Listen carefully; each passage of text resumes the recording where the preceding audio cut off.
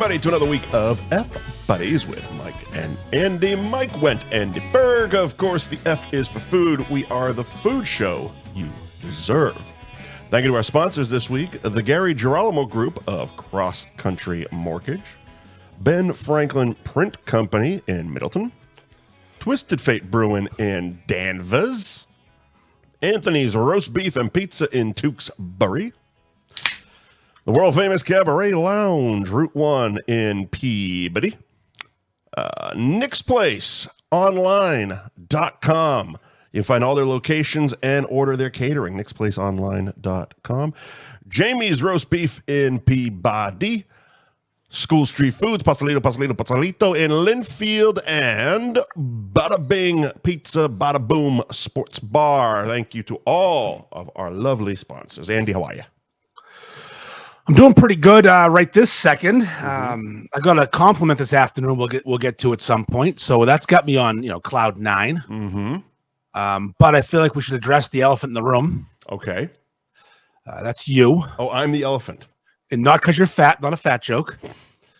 Because we're trying to be on the diet, right? Yeah, it's not working. It's not fucking working again. It's not working. But look, I'm making more of an effort than I've probably made in 2 years. So you're doing your best, which derailed last week's show because you're a fucking nightmare when you were drinking tequila. Yeah, it was a lot. Like, let me put it in perspective. It was a bottle of tequila. Yeah, full bottle. A full bottle. I cracked that as we were doing our pre-show. That's when I opened it. Yeah, not So I gotta tell you, herding cats is a good word for it, except for I had one big cat like on Adderall or cocaine, and I'm just trying to steer you in a direction, and you're not listening, fully not paying attention. Right. I'm trying to riff with you a little bit about people with Down syndrome becoming lawyers, and you're not even there. Oh, at that, I almost texted you. I just went back and I was watching the show. I'm like, did we talk about that? Because it was like a whole mess. And I'm like, so when I do the YouTube show, when I post it up to YouTube, I usually watch it back live because it will premiere live. And I'm just sitting here doing nothing anyway. And I could actually watch the show, and I knew exactly when I went out. I don't remember what we were talking about, but I'm like, oh, I'm gone. Like, I am completely gone. However, and I didn't make it to the full end of the show. I think I either fell asleep or just fucking turned it off and went to bed. I hear I was really bad at the very end. Oh, the very end, you weren't. You were just literally. I had to do the final reads. So at the very end of the show, you wanted to keep going. I'm like, hey, dick fuck. I couldn't. You can't talk. So we're not going to do a podcast together, you fucking disaster. So I had you put back up the screen on the live show with all the sponsors so I could see them to say their name and give them a nice final exit. So you weren't just going, is School Street? Snicks. I'm going to Gary, who's Gary? Pat myself on the back Gary a little listens bit. every week. The fucking... How I was able to do the technical shit. Jesus. You're a savant. You're a savant with that stuff. You can be fully Down syndrome, Mike, and you can be a lawyer. You just can't talk. But not only did I do it on the live show, I still edited and uploaded the show that night. What was funny is I got a text from Dave Panetta asking me, what are the odds I have a podcast to listen to tomorrow? I said, fucking zero, Dave. There isn't a fucking chance you have a podcast tomorrow. He is passed out. I go, if he died tonight, it would not shock me. If I got the call that Mike's dead, do you want his mixer? I'm like, oh, fuck. Yes, I'll take the mixer. I'll even give the eulogy. So last week's show, I had to do remotely because my Wi-Fi was fucked. Right. So I packed all my stuff into a suitcase. I flew to my work, a couple towns over. Yeah. Set up shop. Maximum effort, of course, from you boy. Yeah. Brought some Bud Lights. Get on the live, and I got fucking drool in a cup. Fucking went over here, and we had a topic I've been trying to get on the show for 3 weeks, trying to fucking shoehorn that Down syndrome, doing great topic. By the time we got to it, up syndrome. I'm not gonna lie, I left there, and I was so mad driving home. I told my wife, I go, I don't know if I can do this anymore. This fucking guy just pissed me off. I just talked. We're getting paid for this. This fucking assholes drooling. So that's the rule. No more tequila for Mike during shows. Yeah, it's probably a smart move. And also, I'm going to give you a little advice. I know you're an adult and you should know this. Mm. You don't have to drink it straight. I mean, there was a lime in there and ice. There's a thing called soda water. That's a lot of mixing on the show. It makes it a lot easier. Where you can just do a shot or two of tequila and splash some soda water, get some hydration, some bubbles. Yeah. But speaking of, I think, see, now you're making excuses and stuff. I think no tequila should be a better rule than, hey, maybe mix some tequila. No, but if we could go back in time, sitting here making cocktails on the show. Yeah. If I could go back in time, I would slide a bottle of soda water right in front of you and say, hey, just a splash. Every drink. You could probably tell me it was tequila, and I just wouldn't fucking know. Oh my God. I'd say the last 10 minutes were amazing. You were just annoying for most of the show. The last 10 minutes, you were fucking donezo. Yeah. But there was a show Wednesday morning for Dave. You accomplished the technical stuff some fucking how. I don't know how you did it, but you definitely accomplished that. It was amazing. Yeah. We made it through. We learned lessons like we do. It's been a while. Like I'm talking like. Oh, you haven't done that in a long time. Like the first, there was a period where there was a lot of tequila. It was probably the last weight loss contest, actually. Mm-hmm. But really, the way you're describing it, because I don't fucking remember it, I would say our very first F Buddies show that we never aired because we redid it Wednesday. Yep. You're like, there's no fucking way. There's no fucking way. Nope. I'd say that I'm going to give you the last 10 minutes of that last episode was the drunkest you've ever been on the show. That's a bold statement. Wow. Those 10 minutes. Yeah, no, you never could. You've always been able to talk. You could. Yeah. You've had some. Which is why I go back to that first episode because that's what I couldn't. I remember the image from the video that never aired of me just kind of because I was at my mother's place then, and I was in a white chair, and I was just kind of slumped over the arm of the chair. You would text you next day. We got to redo this. Yeah, during Grand Flannery days, you've been bad, but you still said Grand Flannery's not. Yeah, but see, I would have said that. Honestly, I believe that's how it was pronounced. I used to say that on the fucking on the Wicked Bites radio show. Or Ben Franken. Ben Franken, yeah, that's a tough one. Ben Franken. That's a tell. It's like when my wife's drunk, she says certain things like, you're drunk. Yeah. Ben Franken is your fucking easiest tell. Okay, Mike's drunk. But hey, we did it. So we lived to tell a story. Today, so I did I do this sometimes. I'll drink a lot the day before a day I know I have to kind of be responsible. Ooh. So last night, as you probably know from the text, I was drinking quite a bit. Oh yeah. And that last night was a tequila night. And knowing full well, it's like, all right, I need to not want to drink tonight. So that's kind of where I came into this show is like, still just kind of a day after heavy drinking, kind of hungover, not really gonna drink. I do have these wildly mediocre beers that I posted last week because I got them a fucking 2-pack, fucking 2-for-1 thing. They stink. So I'm also not enjoying the beer, so I'm drinking it slower and less. Slower and less. That's a good key right there. I'm trying, man. Now I was invited to have a couple of beers this afternoon with Mr. Dave Panett from Twisted Fate Brewing. Fucking beauty. A business transaction. Mm-hmm. And I drank Guinness because it's low calorie. Yeah, I was impressed. It was a light one when you said Guinness because usually there it's like Captain Max or something. Nope, I had 4 tall Guinnesses, so I'm not saying I was fucking being good, but I was still not being bad. And I got home and had to be an adult and a human with my wife and kid. Right. And I wasn't drunk by any means, but I was on the train to drunk. Sure. And I'm like, you know what? We're going to take a step off this track for a bit, have some water, and be a normal person until about 5:30. And here we are. Now we're back into it. See? We're rolling it over. You figured it out. Because normally when I have the day off, I start drinking at 4. Mm-hmm. And usually show up late. I'm getting my pizza. I'll be there. Fuck off. Another gay guy in the comments fucking flirt with me right now. Oh, you got so many. We'll get there. Oh, man. The gays, they love me. Oh, boy. My God. I'm telling you, I was able to bang 100 guys in full. Thank you. That's pretty good. Yeah, that's going to be me someday if I keep this up. Shit. Let's get to the beef map, Mike. Let's get to it. Yeah, you sent me a text where to get beef. Oh no, you asked me where I thought, what town I thought had the most beef shops in. Yeah, most places to get a beef, so we can include modern because we can't include them if it's a beef shop. Right. But my guesses were Peabody, but I was leaning towards Lynn. I said Peabody or Lynn. I'm leaning towards Lynn. So based on some comments on the Instagrams, I think I missed a couple Lynn spots. Yeah. But I also missed a couple Peabody spots. So I think Peabody's still in the lead. I think it's like a 13-11. So Peabody has the most beef shops of any city or town anywhere. Okay. And all of Peabody's are legit 6 or 7 day a week places that serve beefs. Mm-hmm.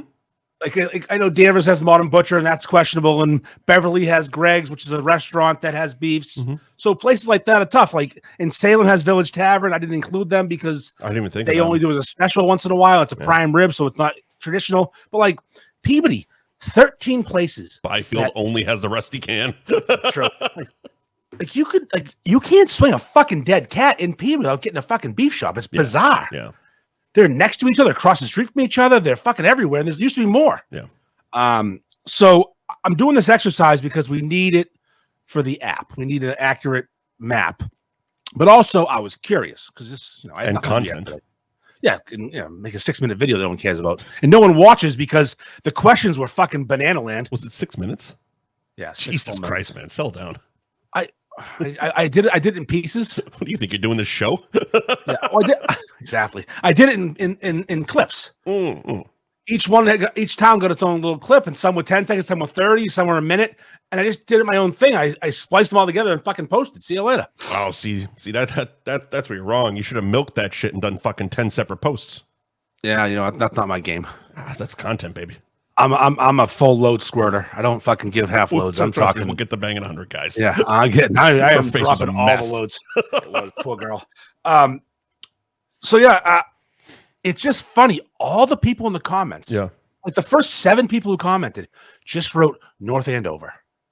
That was Salem was my third choice. Yeah. And then because you told me that it was Peabody was 1, Lynn was 3, and I was guessing for number 2, and it was my guesses were Salem, and then I said Andover because Andover, North Andover, are the same fucking place. Don't try to tell me they're different. They have different mayors, but that's fine. Who gives a shit? You're lucky you're not called Lawrence. It's true. North Andover is fucking Lawrence. Andover's not quite Lawrence. It's not quite Lawrence. Yeah. Actually, it's close. So, but that was my third choice, only because a few had opened. It's like you got Bella's, you got Harrison's or whatever it's called now, and then. Is it Nicky's and there's a Londy's there? So that was where my head was going. That's the list, though. Yeah, they don't have the old school fucking. See that's why I thought Lynn, because it's like Lynn has all the old school places.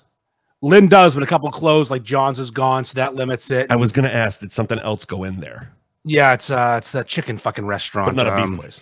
No, not beef. Yeah, it's chicken fingers, like everywhere else in the world. So North Andover, they serve children and retards. Yes, they do. It's just funny. Like, is North Andover the best beef town? Like average rating? Probably. It's tough to say it's not. That's strong. Londy's North Andover is still getting good scores. Bella's is Bella's. Yeah, Nicky's is fucking great. And Harrison stinks, but they don't get many reviews. North Andover fucking sucks. The guy that comes from this, my cunt of the week, so we'll talk about it. And it ain't you, dork. Is it Scott? Because he's from there too. Yeah, they're all. North Andover stinks. It's the fucking worst place in America. Fuck that place. If Bellows wasn't there, if Bellows wasn't in North Andover, I'd set it on fire right now. Yeah, it's fucking South. What's hilarious though? So we have Peabody, Danvers, Salem, Lynn, Beverly. Like it's literally the core of the North Shore. Those are the most North Shore towns you can possibly have. Yeah. Middleton has 6 places. That's surprising. On a dare, I'd probably visit one. Only because not good. Only because George, who owns Rizzo's, knows me and I'd get a good beef. Okay. If I didn't know George and I just walked in there randomly, I don't know what I'm getting. Mm-hmm. They have, listen to this fucking lineup of trash. Charlie's. Same people who own Greg's own Charlie's, but Charlie's stinks and Greg's is good. Make it make sense. I can't. Sure. Omega. Ugh. Dog shit. Oh, absolute. Fuck. I did have a. You know what? I had one there. during COVID, because I was doing that. Remember I did that Sasquatch commercial? Yeah. The third day of filming, they got beefs from there. I don't remember eating it. It was that I'm going to bad. tell you what Omega's good for, and there used to be an Omega across from my house when I was growing up in South Peabody, which is now called Peabody House of Pizza. Okay. You know what you can get there? A meatball sub. You know why? It's frozen meatballs, canned sauce, and provolone cheese, and they can't fuck it up. They can. Oh, they don't. They so can, you get that thing toast.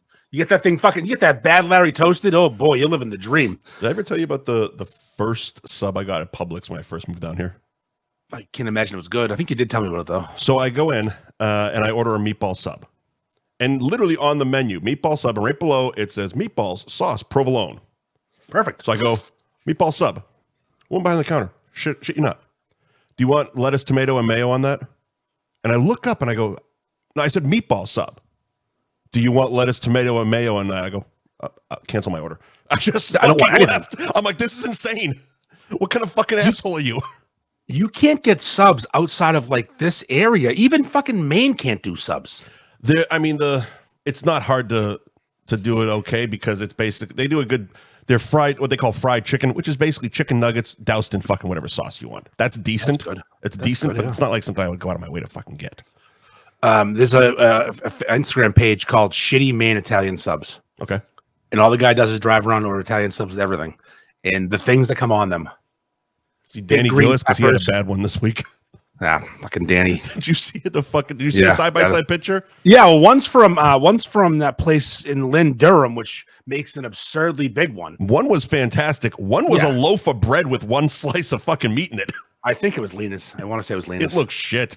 It really did. It was comically, the top bun was comically large. Why did he have both at the same time? That's a question. Are they close? I don't know where the second one came from. I mean, Lena's is in Swampscott near Durham. And yes, it's not far. You go to Durham, which is on Eastern Ave, and then is it Eastern Ave? Give directions on the show. Eastern Ave, and then you bang a left on fucking Essex Street, head towards Swampscott, and you're right there to fucking Lena's. Yeah, they're 5 minutes away. Because if you got the first one, the giant loaf of bread, that makes sense to drive to the other one because fuck this. I'm not eating this shit. See, here's the thing about Lena's, though. It's a lot of bread, not a lot of meat. I have such a fucking soft spot in my heart for Lena's. Sure. Because there was one on Washington Street in Peabody when I grew up, and they had the best ham and cheese sub you'd ever have in your life. And I used to get them like 5 times a week. It was either Lena's or Land and Sea every day. So, Middleton. Let's finish the Middleton list because it's really good. Okay. We've been to Chow's and Omega.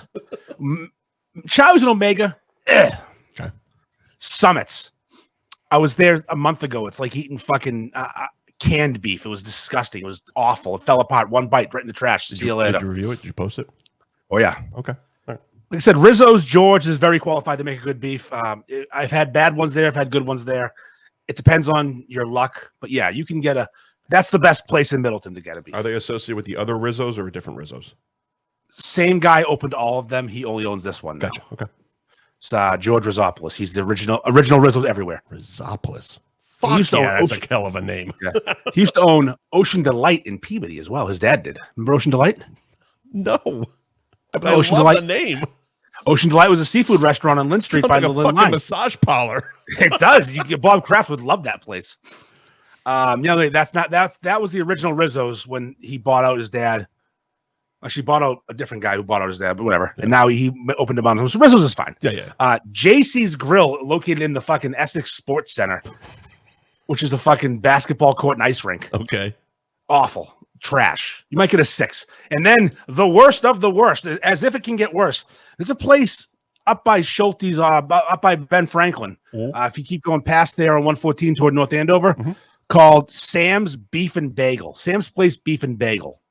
What an odd combination. Yeah, they do breakfast beefs. They do breakfast sandwiches and beefs. And they're not good. Oh, Joe got one. Holy, what a review.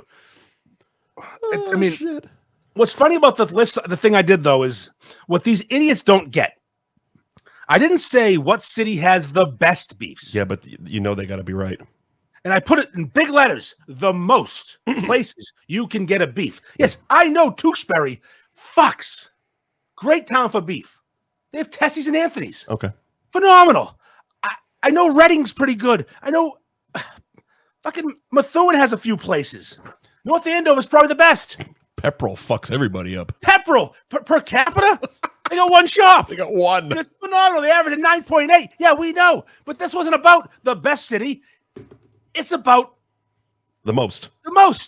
This one is literally quantity, not quality. Yes. I think Peabody has the best, like, range. Sure. And I don't. All right. So the worst place in Peabody is probably Peabody House of Pizza. Okay. I don't know if they even sell food. It's next to my work, and I've never been. It's 100% a front. I don't know what's going on there. I wouldn't eat there. Their sandwiches are priced at $90, so you never go in and buy something. Yeah. God knows what they're up to. And then I'd say them and the Giovanni's, not Costa's, the one next to Londy's on Lowell Street. There's a Giovanni's right next to it. Those two places. Been to that one. Yeah. I'm not going to. But like in Lake Peabody, Street is Costa's, right? Yes, Lake Street's Costa, Lake and Lowell. But like Costa's good. Yeah. Ramsey's is very good. Jamie's is on the come up. Land and Sea is my favorite growing up. You have fucking Londy's and Athens. Yeah. That Rizzo's is trash. That's a bad Rizzo's. How's Athens been? I haven't seen a lot of reviews for it. They don't get reviewed a ton. Yeah, they don't. The same guy's owned it for a while. He does a good job. It's not my favorite because I think he spices the sauce too much. He burns the bun every time.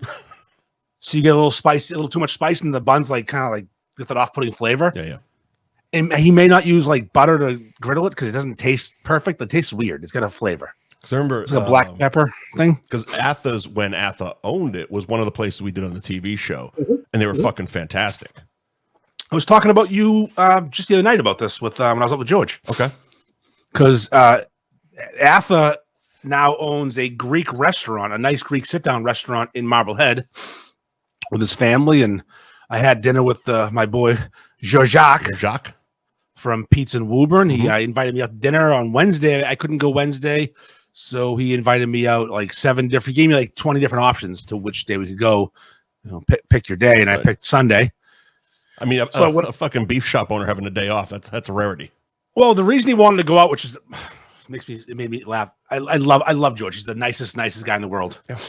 He was celebrating. Okay. What do you think George was celebrating, Mike? You know, Beef Madness one? No, maybe. That's a year too late. He's married. He's got kids. They're in college. He doesn't have like milestones coming up, but he had one big one that he was really wanting to celebrate. Dick implant. No, he already had a huge one. He's Albanian. Fucking hammer. Just fucking dragging the floor. It was terrible. Unclipped. Yeah. Oh yeah. It's just a fucking snake running turtleneck. Oh yeah. Every guy in that fucking video we're going to talk about later was unclipped. It was gross. Oh, gross. And tiny. The Europeans. Yeah. So George, if you know George from Pete's, you know he's rocking a fresh grill. He's got a nice fucking set of fucking metal. He's got a metal mouth. He's got the mouth of a teenage girl. Yeah, he's got braces. He's got braces. Adult my braces. boy George got him taken off. Ah. Now he wanted to celebrate and having no braces. Then he invited me out to dinner to celebrate because when he's not at the shop, his wife's got to be there. People have to be there working. Yeah. So I couldn't do it Wednesday. We ended up going out Sunday.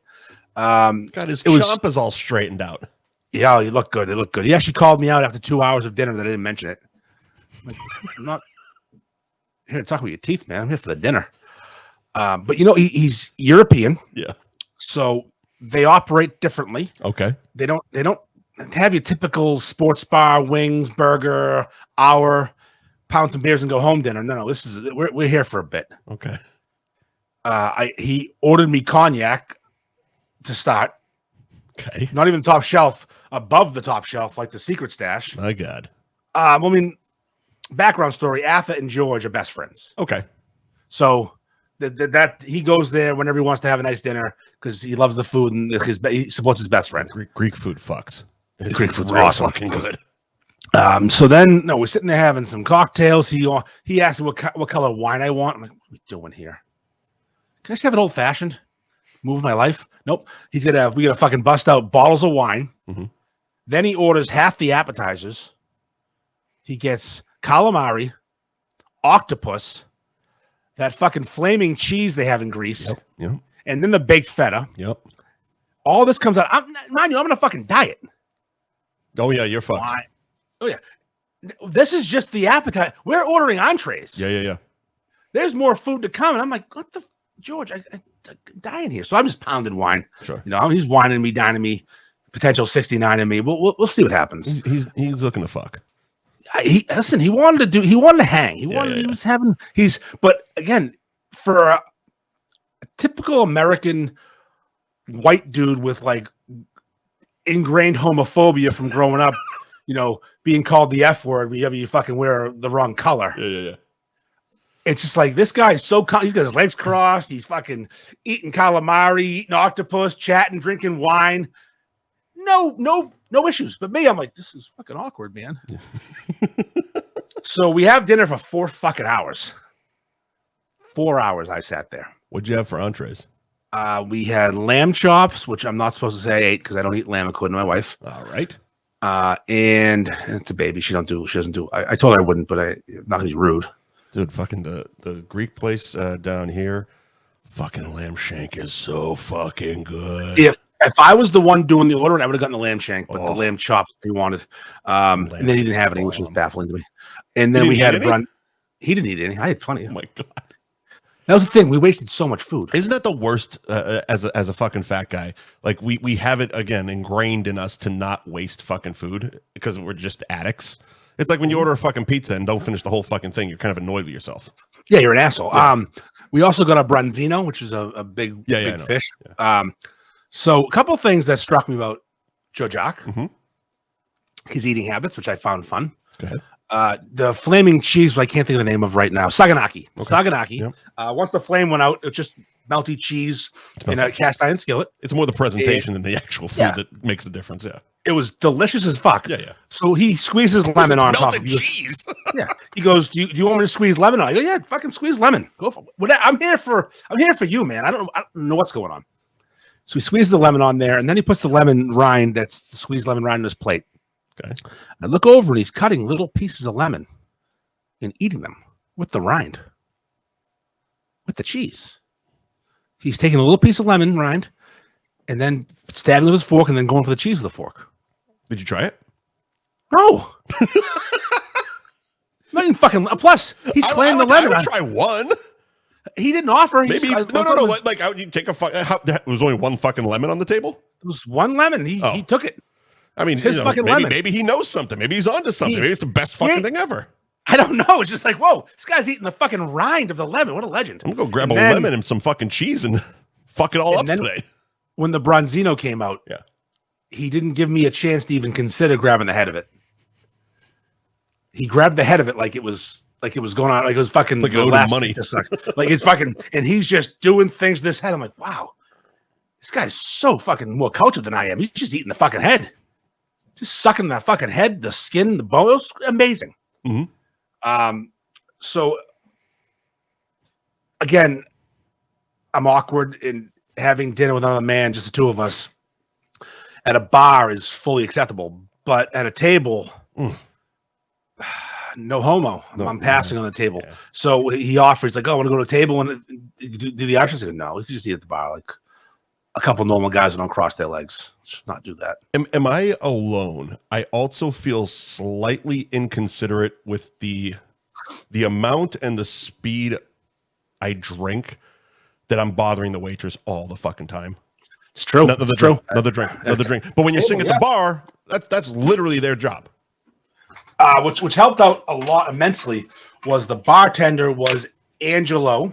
Hold on one second. Yeah. Angelo, who used to work at Ath's son. Okay. Angelo, who runs that place, who I'm very friendly with. And it made things for me as awkward homophobe. Yeah. Former homophobe. Now I'm very promophobe. I'm all about them now. Mm-hmm. It's pretty good. Promophobe. Yeah. Promophobe. I'm pro-gay. But like, it's just like that. It's ingrained in me. Like, oh, two guys at a table. It's like sitting next to the guy at a movie theater. No, you got a fucking buffer. You put a buffer between us. I ain't jerking you off. Popcorn tricking me, motherfucker. The family's got a lot of buffers. So yeah, a fluffer, a buffer. I ain't doing those things. So it helped that Angelo was there, he didn't have anything else to do besides talk to us and maybe serve a drink once in a while. Sure. The TV, but yeah, no, we're not going to a table. We're going to stay at the bar and enjoy some flaming cheese. and eat a fucking fish head with some lemon rind and enjoy a night. But I saw the picture you took of the spread of food. yeah, It's amazing now that you say that was on a bar. yeah, we had the whole bar. We took the bar. You fucking would need it. There was like 17 plates. Yeah, it was a lot of fun, a lot of good conversation, a lot of like beef madness talk, old school beef talk, and I had a funny like theory with George. Yeah. So I go, George, you're the Switzerland of beef shop owners, because he was talking about Matt from Nixon Burlington, and how they shouldn't like each other right now. They shouldn't like each other because they're so close and they directly compete with each other. But instead, like when George is on vacation, he encourages people to go to Nick's, and like he tells them, "Hey, I'm going on vacation. You're going to be slammed." Like there's enough money for everybody. Sure. It's pretty much what it is. And it got me thinking, like, I know there's rivalries among beef shop owners. We know a bunch of them. George is friends with everyone in those rivalries. He's the only one that doesn't have beef, pardon the French, with anyone. Like when Athens was opened and Ted owned Peabody back in the day, they were competing for the same customers. There's nothing, they don't dislike each other, but there's a healthy dislike for your competitor. Right. No, not George. Nope. Loves everyone. He's great friends with Ted Laundy, great friends with Atha, close with Nick and Matt from Nixon Burlington. Him and Harry are boys. Yeah. It's like, this guy's the fucking best. You know what that is? It's fucking confidence in your own fucking beef. It's big dick energy. That's huge dick energy right there. It is. It really is. It doesn't. There's no. I'm going to be friends with everybody because fuck it, I have no competition. That's right. That's what that is. I'm fucking Georgiak. I probably couldn't pronounce his last name if I tried, so I'm not going. And now my fucking teeth are better than yours. Now I have fucking the best teeth. If he gets hair implants, it's over. Oh my god. If he gets a fucking full head of like just a bushy, long fucking mullet or some sort of, oh boy, it's over. So we finish up our 4-hour dinner fucking marathon. 5 bottles of wine. 5 bottles. Good for you. Yeah. That would kill me. 2 of them cognac pours, that fancy cognac. Yeah. A couple old fashions for me. He's drinking something else. And then it comes time to pay the bill. Now, I know I've been invited. I know this. I'm on scholarship, but I have to be an adult. At least bust out the card. Oh, the fucking look I got. He almost stabbed me. Jesus Christ. The idea I would consider. Now, here's what's funny is I'm probably going to get shit like, oh, you're letting George bribe you? No, George doesn't need to bribe me. He's on the mountaintop. Right. He's appreciative and wanted to take me out. He invited Tashi, he invited Dan Bob, he invited Petros one time. This isn't just an Andy thing. This is just happened to be me and him that night. No, he's bribing all the reviewers. Okay. Well, I mean, I don't know what that meal cost, but I'm gonna. It had to approach 400 for 2 of us. It had to. Yeah, the drinks, the I'm wine. Sure the wine wasn't alone. Fucking bottom shelf. No, you know what I mean. Yeah, and I remember Angela having to leave and go like to another building to get more wine. You're not getting what's the Josh wine? Oh, Josh. Is it just called Josh? I thought there was a second to it, but okay, yeah, it's not that. No, it was. I'm sure it has like 3 fucking words in it, and part of it's French, and it's got accents and shit. Yeah, it was a good one. I had to do that awkward thing too, and like George's like, I like Chardonnay. What do you like? For white, I like Pinot Grigio. I don't like Chardonnay at all. Chardonnay is too sweet for me. Okay, I like a dry white. Dry white. And they give me a pour of each, like a little half pour to test them. And I don't like being the wine sipper guy. Did you swirl it? Did you sniff it? Oh yeah, I smell. Oh yeah, I know how to do it. You did the whole deal. Yeah, I'm like, oh, that's good. That's good. And then I take a sip of water, cleanse the palate, of course. Okay. The second wine, I'm like, they're both very good, but I prefer the Pinot Grigio. Okay. And I could have told you that before I tried those fucking things and did exercise. I like that wine better. Right. Because that's who I am. That's what I care about. Remember that scene in Major League when Wesley Snipes tries the wine, the champagne, he swishes it around his mouth? It's fucking greatest scene ever. It was funny. So we had a good time. He's like, "Where are we going now?" I'm like, "It's been 4 hours, George." Yeah, it's been 4 hours. It's a Sunday night. It's been 4 hours. Jesus. We're also in Marblehead, and not a small amount of food or booze. Yeah, we're not. There's Greek restaurants in Peabody near strip clubs. There's 2 of them. There's a Taki and there's Kazina. We could have gone one. I know your boy owns this place. You want to support him, but you want to go to the Cabaret, which he did. He suggested it. Sure. We go to Casino, we go to fucking Itaki, we hit the Banana or the Cabaret, we do a quick fucking in and out for dinner and go see some naked ladies. We don't need 4 hours at a restaurant and then see naked ladies. We don't need to move in together there, fella. He kept, "Are you sure?" I am positive. My wife needed me at home for something, wife stuff. So it's like, no. But yeah, it would have been nice to have your heart out. Yeah, hard out's a big thing for me. My heart out was actually long before I fucking left there. I'm like, I don't know what's going on right now. Your heart out was last week's show mentioned in one of the comments I got back. Like, it was hilarious when you just weren't even making sense. But Andy's like, I got my heart out. I gotta go. Yeah, let's do word of the week. We're not doing fucking word of the week. We're trying to read ads. It's part of last week's show. Funny is you had a cunt of the week. You had one set up for yourself.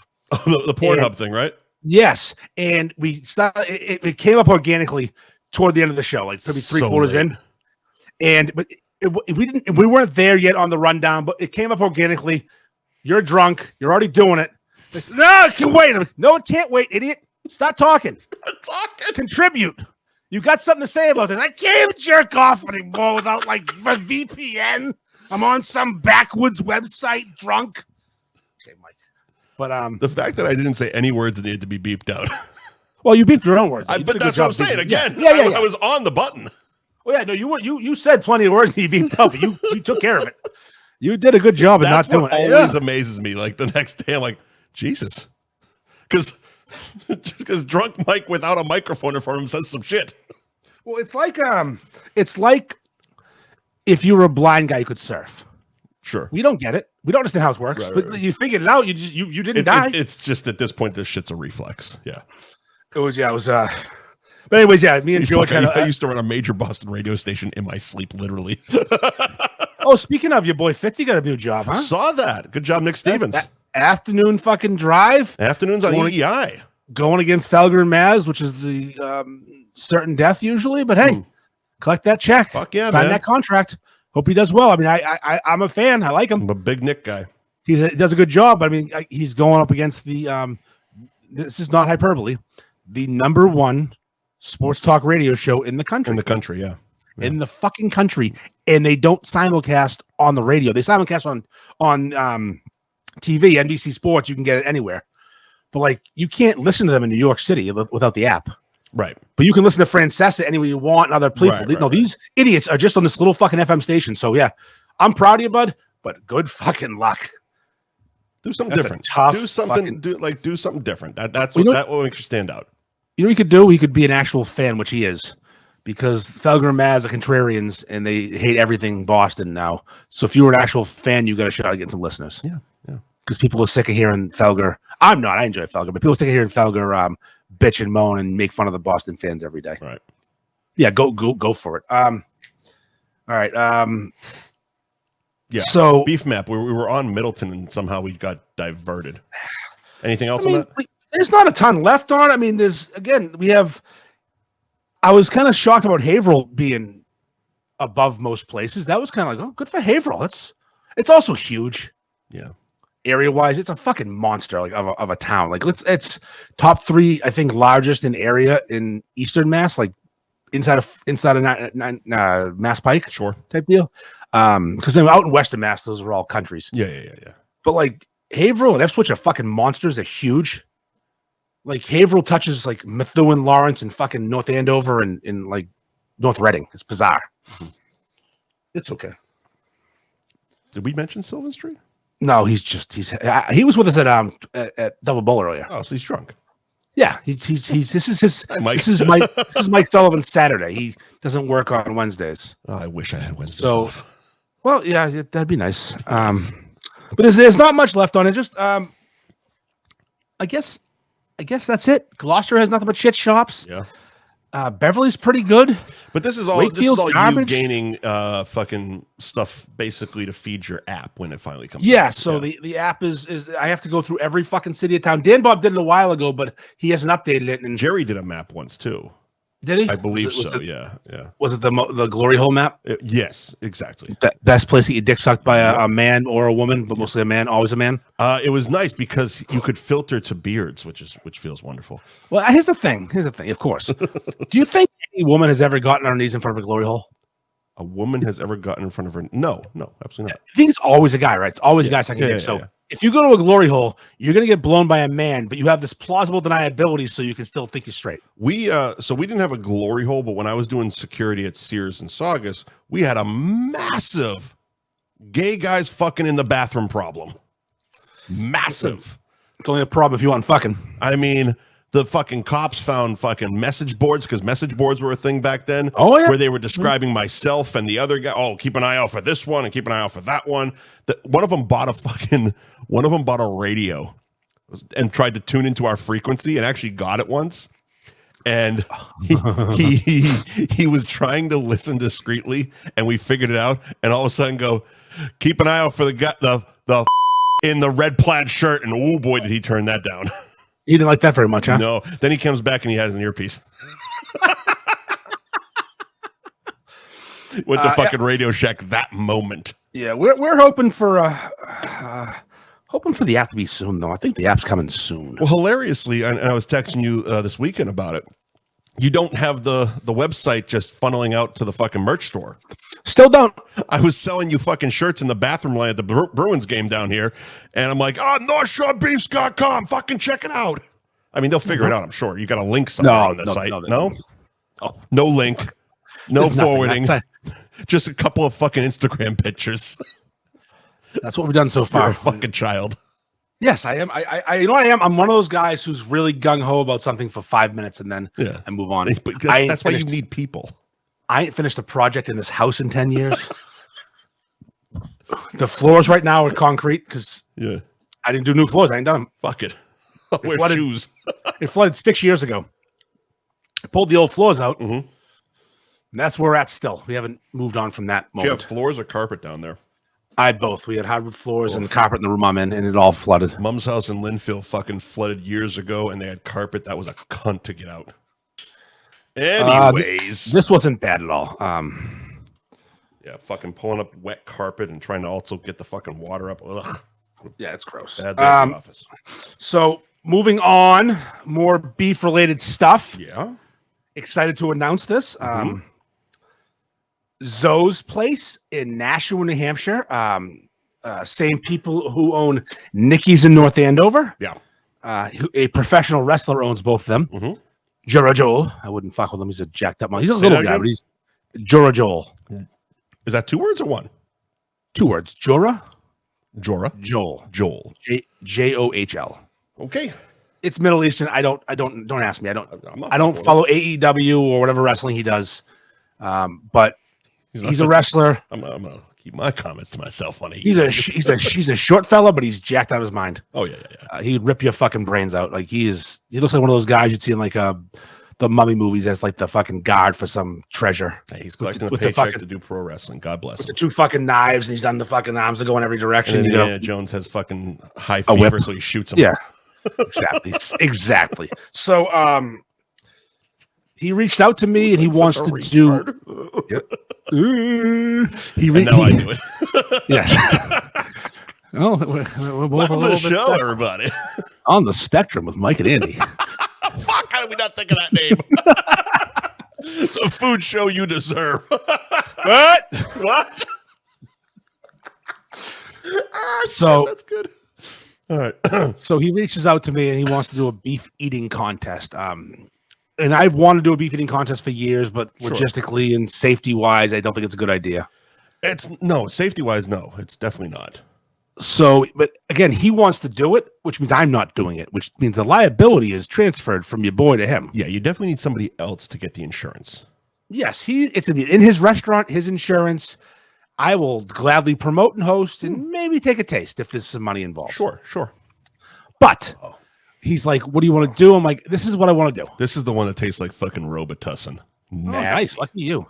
So I said, this is how we do it. We can't do it for speed because someone will die. Roast beef ain't a hot dog. You can't just fucking swallow it. Keep going. I said, this is how I want to do it. This is what I think we should do. And you tell me what you think. Okay. 5-minute timer. Junior beef, however you want it, comes out. Sauce required. But you don't need mayo because some people don't eat mayo. I'm not going to fucking force someone to puke. And you have 5 minutes to eat it. Once it's gone, you hold up a paddle if you're ready for another one. If you want another one, you get another one. If you tap out, you tap out. What if you don't eat the junior in 5 minutes? You're out. You 5 minutes is plenty of time. 5 minutes is plenty of fucking time to eat the beef. I think the speed one is probably a better move. But that's gonna have someone choke and die. This one's gonna have someone die because you don't have really quitters in your group, so they're just gonna keep fucking force feeding themselves until they do die. Oh, they'll puke. Well, that too. That's fun. That's more fun. Fucking puke and explode. Bunch of goddamn beauty queens. Get fucking Sully in there, Dan Bob, fucking Al Delano, blowing chunks everywhere. And I'll bring in a ringer and have them all lose. I'll bring in Joey Chestnuts to fuck with them all. There you go. So every 5 minutes, a junior beef comes. Stunt double. Yep, it's true. If I had like a jaw like a shark, but still with the Down syndrome, like we both have, him and I. Oh, you got to make him Chinese then. Yeah, there you go. So every 5 minutes, a new beef comes out. You finish. You wait for the next one until there's one person left. And I think I'm saying the numbers between 7 and 10. 7 and 7's 10 the juniors. It's going to be regular junior, not Ted Lundy juniors. Okay. Just a 6-ounce junior. Yeah, but they got those weird. They got the mushroom ones, right? No, but I don't care how they do it. Just as long as it's 6 ounces of meat. It's like a thin shaft and a big fucking head. And there's going to be an entry fee. Okay. And there's going to be a money prize involved at the end. Entry fees for 2 reasons, just so some assholes can enter for free beefs. Basically, you got to pay for your first 2. Sure. $20. Just nothing if you can win 500 or 1,000, whatever we end up getting. Try to get some sponsors involved. I told him, I go, listen, you're going to lose money this day. Oh, 100%. This is a promotional event. Anytime you do something like this, you fucking lose money as far as the restaurant goes. CJ already fucking bragging. 5 minute juniors. I got people asking me if I breathe when I do supers. That's the app builder. Yeah, there you go. That's CJ. He's building the app. Oh, is it? He's that boy building the app. CJ, shout out to CJ. Well, so the contest, pal. That's the thing is it's not a matter of how fast you're feeling strong, junior. It's how many juniors can you eat? Because everyone can bang out one quick. Not me. I'm slow as fuck and I don't eat a lot. But can you bang out 4? Remember that dude on the group, Tim Serrata, a few years ago? He ate 5 Bella's Supers and then wasn't full, and his friends went up and got him a 6th. Vaguely, only vaguely, not really. He looked like he was gonna die. He was a skinny dude, very pale, gaunt looking, eyes were set back. And when he started, he looked kind of like he was gonna die. And at the end, he looked worse than the girl from that fucking documentary. Yeah, she was all fucked up. Didn't someone do the Bella's family tree? Yes. Was it Petros? That? I don't think he finished. No, it wasn't Petros. It was another dude who also did the beef Beano from Anthony's. Okay. Same guy did both. Okay. But again, these are fucking hell. I don't know how people eat like that. Again, as a fat guy, I can't eat a lot in one sitting. I can eat a lot through the course of the day, and I can drink more than probably anyone that you know. Yeah. But I can't just sit there and fucking chow. Like, no, you say whole pizza, no problem. I can't do it. I don't do the it. fucking the food shit is not easy. I did it on the very first thing we ever shot on the TV show. Was 6 pounds of barbecue, and I wanted to die for a week afterwards. That's a lot of food. In 30 minutes. You had 30 minutes to finish a shovel of barbecue. It was up at Casey's Rib Shack in Manchester. And it was it was the first thing I ever shot. Hey, I'm on TV. Let's fucking go. I've seen, Man vs. Food. Let's fucking do this. Yeah. Adam Brisson's my boy. Sucks. So I could literally, so there was a weird thing. And, of course, because I was working for an awesome human being, I didn't have health insurance. So for a week after we shot that, from my left ear all the way down the left side of my body to my ankle, I just felt random, it felt like shocks, which I'm assuming was what they call arteries hardening. No, it's a heart attack. Yeah. I had one for a week straight. So when I was with Mike Sullivan this afternoon with Dave and Mike, I was telling Mike about the contest. Mike likes to down a lot of food. Mike's one of them guys that can stuff a lot down his gullet. Sure. It's like 10 juniors, 60 ounces of meat. That's nothing. I went, and bread. Yeah, I went, what do you mean? It's just less than 5 pounds. I'm like, God damn. there's fucking meat. It's a lot of food. I don't think anyone's getting past 7. Here's the thing. I know I'm not entering the contest, so I want you to do it the week before the final weigh-in of the weight loss contest, because I got to win something here. No, it's probably going to be in April. No, yeah. I got too much going on right now. Fucking terrible. But no, I think that, yeah, George Joel's fully in. Wrap it around a fucking a cabaret show, and I can fucking come up and play with you guys. No, it would be great if you were there. You could start yelling fucking green paddle. Yeah. Instead of blue ticket, that's another Mike Sullivan idea. Mike yelling green paddle. No, it was having the paddle twisted, what you want, green or red. It's basically like a Brazilian steakhouse where they keep coming by. Yes. You get the green and the red. Yeah, exactly. And then, but you pay $20. We'll try to get 15 to 20 people in there. It's a bar, so we can get a lot of people there to watch and cheer on and have drinks and have fun. Zoe's is a bar in New Hampshire, Nashua. Oh, okay. Yeah, that's a full restaurant that serves beefs. I thought we were talking Nicky's in North. No. He thought about Nicky's at first, but I said no one's gonna fucking show up to Nicky's and sit in your fucking sub shop with your kid in a crib. And no, we need to go to your bar. No, we can't do a show there with a baby. There's a kid there. There's a baby there all the time. Was she just installed? She's part of the furniture. Yeah, I mean, they work there full time. They got a fucking baby. Got to bring it somewhere. And I think Zoe is the baby. Oh, okay. He cute. named Zoe's after the baby. That's so okay. Nicky's. What's funny is Nicky's used to be owned by Atha's brother. Okay. Who really doesn't like me. Okay. He used to own it, and then he had to close for a couple of years while he was in jail. Oh, that guy. Oh, okay. Yeah. I remember. Yes, I do. Remember that guy. When I got to dinner the other night with George, I didn't realize it was. I'm like, is this Atha's place? I knew he owned a place in Marblehead. I couldn't remember, and I walked in. I'm like, am I getting fucking stabbed? That was the fucking con. Am I getting stabbed? You're like Tommy at the end of Goodfellas. Yeah. I listen. Andy walks in all smiles. Oh no. So I'm hyper aware. And I walk into places looking everywhere, like, what's going on? Yeah. And sometimes my fist is balled up. Sure. Well, I told you this before, but I was at Champion's Pub one time on a Sunday, and my wife was with me, and these three loudmouth idiots were just swearing and screaming, hooting, and hollering. Mm-hmm. And one of the old timers there didn't really appreciate their language, and he wanted them to stop swearing because, God. Right. Whatever. Fucking dork. It's a bar. So settle down, old man. My wife went in the bathroom and he leaned over and goes, "Hey, Andy," because I used to work there and he knew me. Mm-hmm. And he's like, if I was here with my wife, I probably wouldn't want those guys talking like that. Now he's humiliating you. Well, so you can fight his battle. Yep. He didn't. Do you know the definition of vaginal move? That's a vaginal move. Yes. It wasn't about my wife. It was about him. He didn't want to hear it. Step up, old man. So show us what you like from the old neighborhood. So hey, fellas, guys, Sunday afternoon, trying to have a relaxing lunch. Sunday afternoon, Jesus is watching. I'm just, can you just lighten up on the loud and the language and stuff, like, whatever. I was polite about it. Sure. But I was mid-vaginal. I wasn't strong. Yeah. I should be like, hey, Hell's Kitchen rules. This whole fucking you don't fucking swear. Oh yeah. So now they're chirping me. I'm the smallest one in the room compared to these three guys. Okay. It's the Medford High football coaches. Now it's a whole bunch of. Yeah. So long story short, the Medford High football coaches. They literally were. It was the coaches, the line coaches. I think they were all a bunch of fucking just mongos. So I got to go to the bathroom, and I'll finish it quick. I go in the bathroom, and I go, I'm gonna get into a fight right now, aren't I? I'm talking to myself, I'm like, I'm gonna get into a fight because this fucking old prick didn't like swearing. You're sizing yourself up in the mirror. No, I had my right fist. Mm-hmm.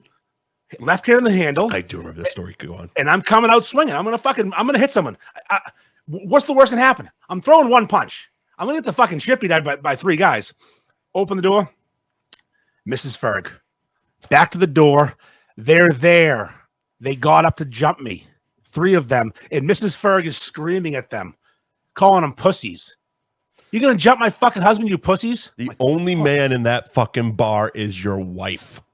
Yes. And there were two other grown men. Set of balls. There were two other large grown men who I was friends with. Not the old guy who asked me to say something. Two other men. One who called himself Colorado because he was so fucking big. And what do you do? Yeah. Oh, nothing. Nothing. Enjoyed the show. And eventually people, it diffused. But yeah, no, she was She was going to throw down. Ferg. Good woman. Oh no, she's the best. She was going to throw punches. Jesus Christ. Full on. You do not deserve her. Oh no, I got myself a crazy loyal Greek. Where do you find those things? Crazy and loyal, not crazy loyal. Yeah, crazy I had one without the other. Yeah, fucking. But yeah, it was great. So, anyways, I'm very excited. We're gonna do a beef eating contest. Details to be announced. Mm-hmm. Again, 15 to 20 people, $20 a head, cash prize, sponsors. Make a big event out of it. It's in Nashville, which is a hike. So I don't know. Figure it out if you don't live near there. Fucking figure it out. But it's gonna be. We're all adults here. Fucking get an Uber. Yeah. But also, there's plenty of people who live up there. It's not like it's a fucking dead zone. We do everything around here. Might as well get the Hicks from New Hampshire a chance to fucking eat some sandwiches. There you go. Like get some fucking hillbilly with no teeth, just necking beefs like fucking lard ass. The pie eating contest. You know? I got to piss. We got to do ads. Right. So which ones you want to do? Gary, Ben, and I'll be back for Twist of Fate. All right. Gary Girolamo Group of Cross Country Mortgage recently named one of the top 100 mortgage originators in the entire company of Cross Country Mortgage. Also, a top 2 originator under 40. Gary and the team, they fuck. At Buy and Refi on Instagram. Nothing can be said about them. They're good at their job. They're phenomenal. You go there, phenomenal service, great people. The rates are what they are. They're going to come down. They're already coming down. New president. We'll see what happens. But, you know, as we always say, what is it? You marry the house and you fuck the rate because you can always refinance.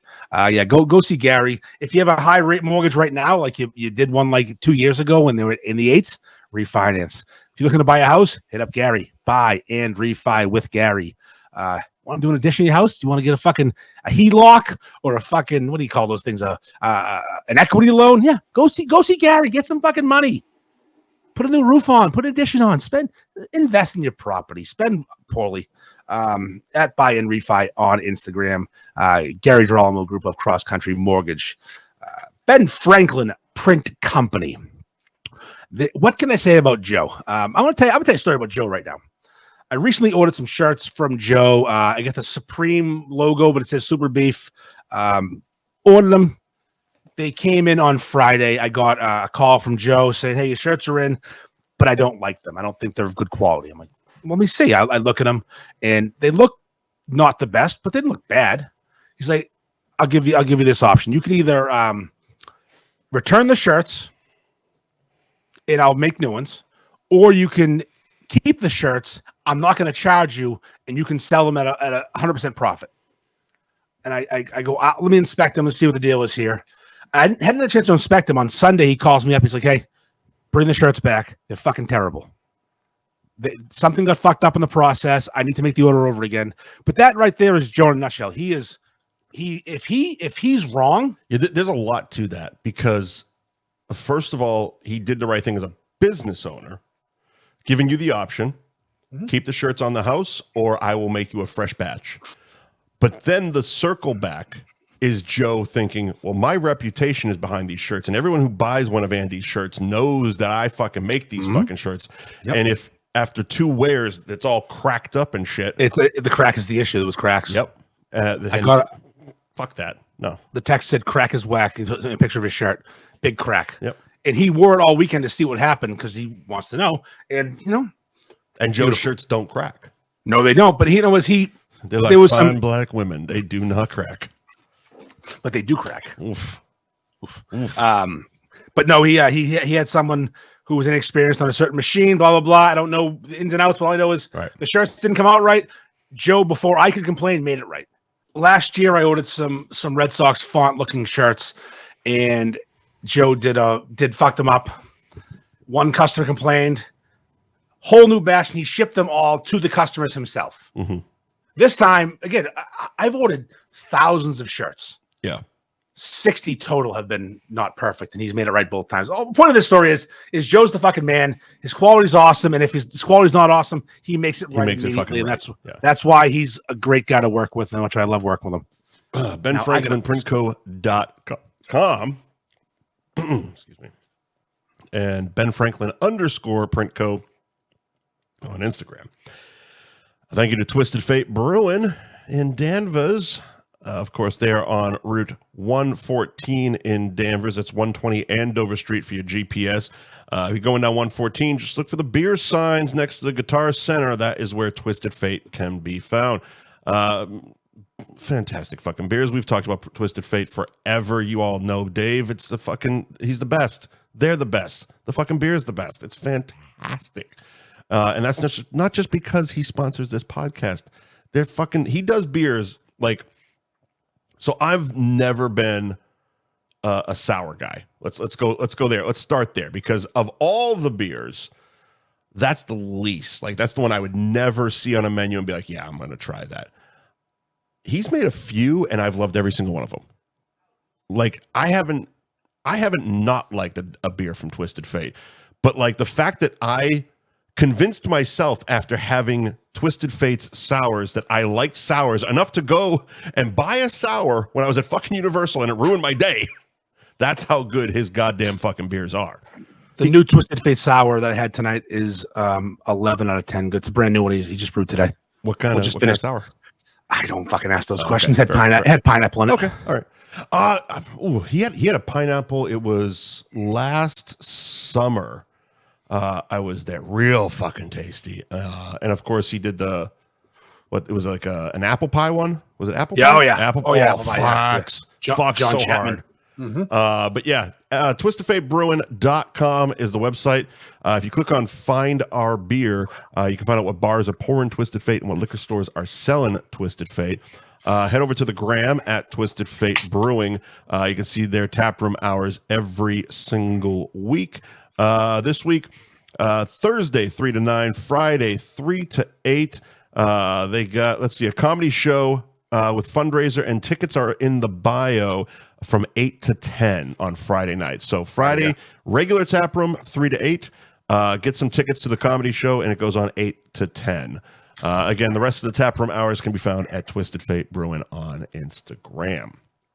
Anthony's Roast Beef and Pizza in Tewksbury, 1921 Main Street in Tewksbury, and Anthony'sTewksbury.com is the website. You can order online. You can pick up gift cards, join their loyalty rewards program. You can also check them out on Instagram, ARB Tewksbury. As far as beef shops go, some of the best fucking food porn you're going to find, not just of the beefs, but of all their food. I still, as I'm scrolling right now, going back to the stuff they were making during Thanksgiving, it's just fucking, it's sex in a photo. Their Thanksgiving fucking sandwiches were fantastic. The egg rolls were ridiculous. Anthony's Roast Beef and Pizza in Tewksbury, they do it fucking right. They still have that grilled cheese beef. They have the beef beano. They have the fucking... The Grinch still going, or is that just Christmas? No, I don't know, but I know they have the fucking, the one with the bottle cap still. Yeah, that one looks real fucking No, Adam's a true artist. Yeah. Fucking bottle caps. Goddamn fried jalapeno bottle caps. Fuck off. Those are my words. Listen, those are my words. But also, and he's taken that and even, gone in a different direction. The sandwich he made for Mark Chabak. The Marky Mark cheesesteak. Yeah. Oh my God, it fucking looks so fucking good. Yeah. Anthony's someone asked Roast Beef and Pizza. Someone's asking me in the Instagram. I feel I should answer it. What is the best beef closest to the city? You're shit out of luck, pal. Oof. There is no beef in the city. How is what's the one is it South Boston? Oh, Boardwalk on Thursdays only in South Boston. I've never had it. I have a standing invite to go there anytime I want. They're begging me to come, but South Boston. I believe the owner, I think it's Donato Frederoli. Yeah, good fucking guy. Yeah. Good fucking guy. Okay, yeah. As his wife reached out to me and asked me to come get one, which is a pro move. Yeah, Donato's a good fucking dude. But always send the wife to ask the boy to come get the beef. There you go. Wives get answered. Guys don't. Well, I've found through my years working alongside the restaurant industry, that's kind of, if it's a family-owned business, the wives handled more of the PR shit. Yeah, if you're looking for a response from North Shore Beefs, send a woman. I'll still answer, but send a woman. Yeah, no, I send an invite. But if you're looking for a response from Andy Ferg, In the city, fucking Hotbox got a bad review this past week. Hotbox is not the greatest. They got a bad review. Scamper in Cambridge can give you a heater, but again, it's risky. It's hit or miss. These aren't the places you. Who was that reviewing destination those? Because it was one guy that was doing like all of them in the general Boston. Yeah. I don't remember. I don't know the name. I know who you mean. He's been doing a million reviews. He got a bad run. He got a bad luck run. Well, you can't. The closer you are to the city, the worse it's going to be. It's not a beef area. I mean, Revere is a shit beef town. Hold on. Listen. Let's go back to the thing. Listen to what Revere's offering nowadays. Revere, which originated the goddamn sandwich. Yeah, the original place that invented it, Kelly's Roast Beef, who just got sold to a fucking conglomerate. Congratulations. It's going to become Arby's at some point. Mm-hmm. Even though I'm trying to help, they won't respond to my fucking emails. We have a Nick's place, but not. It's affiliated originally with our friend Costa, but not. No, it's not any longer. No. You have a Nick's Bistro. Same idea. Mm-hmm. Max and Glenn's. Max and Glenn's. Max, M-A-K-S. Yeah. Oh, and Glenn's. Not Max X. No, M-A-K''S, Max. Huh. And Glenn's. I mean that. Oh, they're two different places. I thought you were saying Max and Glenn's as in it's one place. No. Oh, that's Glenn's and Max. And I tell you what, awful. Last week I went a little diatribe about Glenn's. It turns out whoever runs their marketing, just an idiot, and didn't put a vacation hours on Google. They put temporary closed, like they shut down. So according to their website, they were closed. Like Jesus Christ. Yeah, you don't do that. Don't put a sign in your fucking window. You're on vacation. You're not closed. You're fucking zero. Right. So yeah, Revere's a shit fucking town for beef. East Boston has Royals, which isn't great. Mm-hmm. Again, these are serviceable places if you catch them right, but you're not going to get a heater. Just like where would you drive to? Wellesley? Go to Mox? That's greater way. That's but way where the fuck do you go? If you're in Boston and you crave a hot meat in your mouth in the city, just keep driving out. Where the fuck do you go for the best possible? How far? What's the closest heater? I guess I'm asking. Pizza in Woburn? Is it George? Is he the best heater? Is he the closest heater? Probably. It's probably Boston proper. It's probably Burlington, Woburn area. Yeah, I mean, Saugus has mediocre shit. That's further though. Yeah, I know. If depending on which way you go. You leave you go over the Tobe and go to Route 1, you're gonna hit Chelsea, nothing. Yeah, if you go Route 1, you're not gonna hit Woburn or Peabody. You gotta go 93, 95. You can go Londy's is probably the closest one if you're leaving Boston Route 1, Londy's and Peabody. Yeah.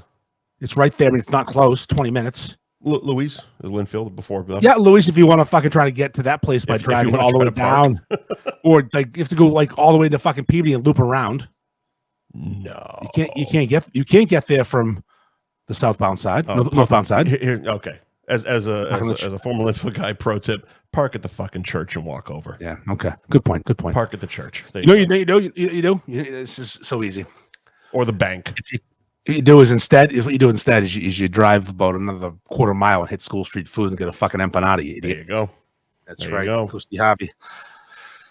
All right, Mike. What's next? What's next is you've been a popular boy with the boys.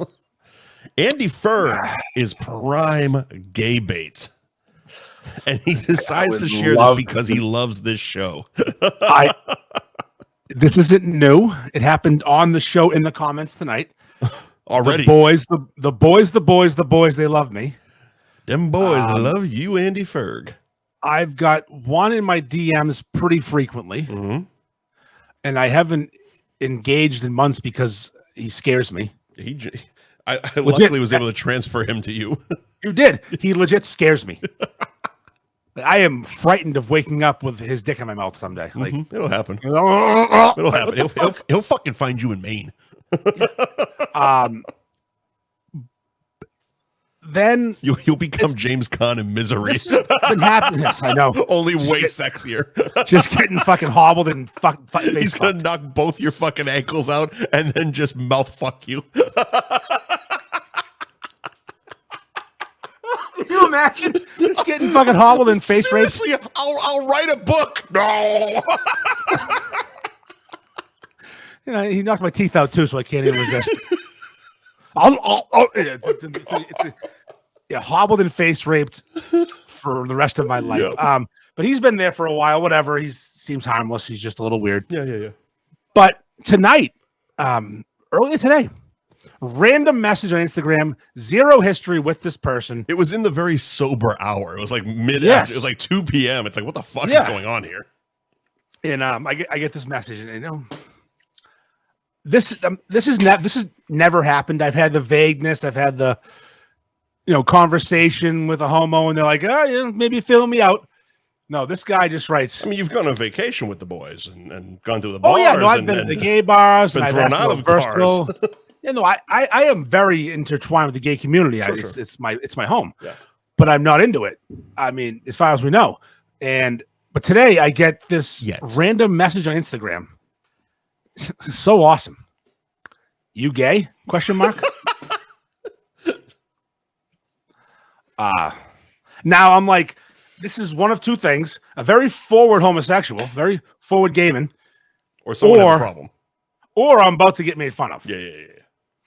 So I went, nah, you? Good punctuation. And I'm waiting for the answer. He's like, yeah, LOL. JW, just wondering. Yeah, that one took a minute when you sent it. I'm like, what the JW? What the fuck? Because I think you're kind of hot. Love your reviews. Keep them coming. Can't wait to have one of those beefs. Gay beefer, huh? Listen, he hasn't had one yet. He wants that beef. Oof. What's your beef? Now, here's the thing. I wrote back. I responded, because of course I responded. Of course you did. I said, appreciate the compliment. Because of fucking of course you do. Kind of hot right now. At my age and state of my fucking body and what happened, I'm dying on the inside. You're going through a weight loss contest and you get kind of hot. Fuck, this shit's working. Kind of hot is a fucking huge win for a fat fuck like me. I don't even need hot. Kind of hot is all I need. Mm-hmm. Also, he was another fucking bear like me with a big couple of fat guys bumping bellies. What are we doing here? If I'm going gay, give me a fucking shaved twink. What are we even talking about here? One of them trannies. One of them trannies. Oh, fuck yeah. We got that too, don't we? Oh, yeah. It's coming next. Oh, that's right. So, okay. Yeah. So thank you. Yeah. I appreciate trust me. I need it. I need the confidence boost, but I'm not ready to switch teams to the penis yet. I mean, we don't know. They say your taste buds change every. Well, no, they say your taste buds change every 7 years. Sure. So maybe in 7 years I'll like cock. I don't know how it tastes. Some people like starting mayo. Others come. It's basically the same. It really. I'm just saying. Thanks, but no thanks. But I appreciate the love, and I will keep doing reviews. And if you choose to masturbate to my image, stay in touch, my man. I am okay with that. I'm giving everyone permission, man or a woman, to masturbate thinking about me or looking at me. If you think I'm kind of hot, full carte blanche. You should have sent him a Venmo QR code. And I'd send you a dick. Here's my Cash App, pal. Yeah. Hey, Mike, send me a dick pic. No homo. No homo. What was I? Oh, fuck. Oh, God. I was speaking of no homo, the vulgar chef dude. He made the three-way beef, and he's sharing stuff for me right now. You're kind of collabing. You're boys. Yeah, me and him are boys. We've been talking for a while. This isn't a new friendship, but I told him, I go, hey, when you come into dogs. Yes, like when you come into town, don't be afraid to reach out. No homo. Okay. No homo. So I get it though, because it is one of those weird things when you're trying to do stuff like this, and you gotta reach out. It's reaching out to someone like him to do collabs or whatever the fuck you're doing is so similar in the approach to reaching out for a first date. Yeah, 100%. And you probably have the same belly of nerves. So luckily with him, we've talked in the past, and I've tagged him in posts. Yeah. And he followed me a long time ago. So it's more conversational. And this one was actually his idea. I got a picture of James River today. It was good. All I got this morning was a picture of James River, the bottle, like the one you find at the supermarket. And then he just wrote, I'm about to three the fuck out of some hot dogs. My man loves hot dogs. And I go, beautiful. Don't be afraid to tag me. I get the salute emoji back. We're in business. So I mean, you said there's more coming. It was a good fucking tease. Well, today was the tease. There'll be a whole video soon. That's fine. I'm getting collabed on that one. Good. But like you know that chick Everyday Maggie? No. Oh, you don't? Okay, she's a Boston influencer type. She's pretty funny. Sorry, Maggie. I don't know who you are. Everyday Maggie. She's funny. She's done some stuff with those annoying fucking Guidos. Not the ones we hate, the ones that do deli shit. Tommy Garino. But again, she's good. She's funny. Yeah. She just did a video the other day. It was hilarious. She was at some sort of event with Ray Bork. Okay. But she wasn't with Ray Bork. Ray Bork was there. She was there. Yeah. And her friend's filming her. She wants to approach Ray Bork. And she keeps like not getting the nerves up. I'm like, do you know Ray Bork's the most accessible Boston sports legend that's ever lived? You want to go see Ray Bork? Go to Reds tomorrow morning at 9. He's sitting at the front fucking table by the door with 3 other guys, and he will talk to you. Yeah. I've met Ray Bork like 7 times by accident. And as you know, I'm not the biggest Ray Bork guy. Not even when he hired you to come over. Yeah, I gave him "What's up, Ray?" As a manservant, not as gutters. No, yeah, I worked. Yeah, he had the coolest. I told you about the bronze plaque in his house, the coolest thing in the world. Yeah. Every player he's ever played with in his whole career. Yeah. I mean, that's class. Oh yeah. I mean, I'm not saying Ray's a bad guy. You didn't like his victory lap after Colorado. That's what turned you off to him. But Ray Bork is a fantastic human being. Yeah, no, he loves the drink. I never blast him. Exactly. I might get him at next year's golf tournament. He can't be too expensive. He's at Reds every day. But anyways, yeah. So she's a huge deal right now. They're richer, pal. They don't splurge on fucking breakfast. So I actually have a collab plan with her soon too. I'm collabing this year. You collabing? The year of the collab. I got an idea. Feed where that fucking app, pal. Feed the app. She does a lot of like driving videos and traffic videos, and I think the idea is going to be where. The fuck does that mean? What the fuck? The traffic, that Boston shit. But I have an idea where it's going to be pretty good. Where her and I are supposed to meet somewhere, and the video is her freaking out about some asshole in a big white truck who's driving slow, and then cut to me, some cunt behind me tailgating me, and there's road rage involved, and all of a sudden we're at the same beef shop. I'm like, oh, it's you. Hey, go fucking hell. We'll workshop it. You know who else does selfies in the car? My old boss, and he puts them on television. Well, your old boss has pube head. It's a pube head. You have no more cameramen, dickhead. Well, no, it's he's doing fucking dash mount videos on television like a cunt. Did he really? I haven't. Oh my god, yeah. Oh, I haven't. Oh my god, yeah. Jesus Christ. That's like his go-to. Oh, speaking of for the beef contest, we talked about getting a cameraman, and I suggested Craig, but instead of Craig, I want someone who'll give it to us before 2027. So we need a cameraman for that. We need, Yeah, well, we can find a cameraman. Yeah, we need someone that'll actually give us the footage at some point, not just hoard it for masturbation purposes. Yeah. Here's the thing, Craig. Tell us where to buy the hard drive, and I'll just take it from you at the end of the day. Jesus Christ! I know editing's a pain in the ass, and I hate editing, but come on, it's a pain in the ass. But fucking Christ, it's been 3 years. I still haven't seen that footage. The only person that ever gotten footage was Fitzy because he kind of threatened him. Not threatened, but Fitzy's a large individual. He's a large man. And he's like, I need some footage for the podcast and for a reel. Can you give me some footage? Yes, Mr. Viking. Yes, Hodor. You don't watch No, I know the Game reference. of Thrones. Yeah. Yes, Hodor. You can Hodor. Yes, you can. I don't watch, but I get the reference. Yes. Yeah. So. Jesus. Very exciting that we got gays hitting me up. We got vulgar chefs hitting me up. We got Maggie hitting me up. It's a very exciting time. I could get famous and get raped any day now. We don't even know. All of them seem to work. Whatever, just keep following. And your algorithm is also completely going to be fucked up. Not just your algorithm, but I would love to see the fucking targeted ads on your fucking Facebook now. Oh, that's a new issue. Based off the last 48 hours of fucking Googling. So if you were to take a screenshot of my explore page on Instagram, you would see some things that would make your head spin. You're going to see phenomenal asses and huge tits. You getting that? Sure. You're getting midgets? Sure. You're getting Down syndrome people, lots of them? Sure. You're getting boats. I'm a big boat guy. I love watching boat videos in the haulover and the inlet and Boynton. You know the Boynton haulover? You know what this thing? No, I don't know what that is. There's a whole fucking place like when you try to leave the harbor in Boynton Beach or there's another one too, and the waves are really big, and you have to try. It's fascinating to me. And it's called a haulover. It's a haulover. Yeah, that's a new one. It's an inlet, a haulover. It's both things. Mm-hmm. You're getting that, but you're also getting chicks with dicks that would mind the shame. A healthy dose of trans women, and I'm going to explain why. Yeah, please. I don't know how this happened, but I can tell you what happened. So I'm a sucker for a hot chick on a reel. Sure. And I'm gonna hover. And if it's a hot chick, really hot chick, and there's words coming, I'm gonna read. So I hover a bit longer than you might. Mm-hmm. And all these women, in quotes, women, they put the eggplant emoji and the trans flag at the very end. Mm-hmm.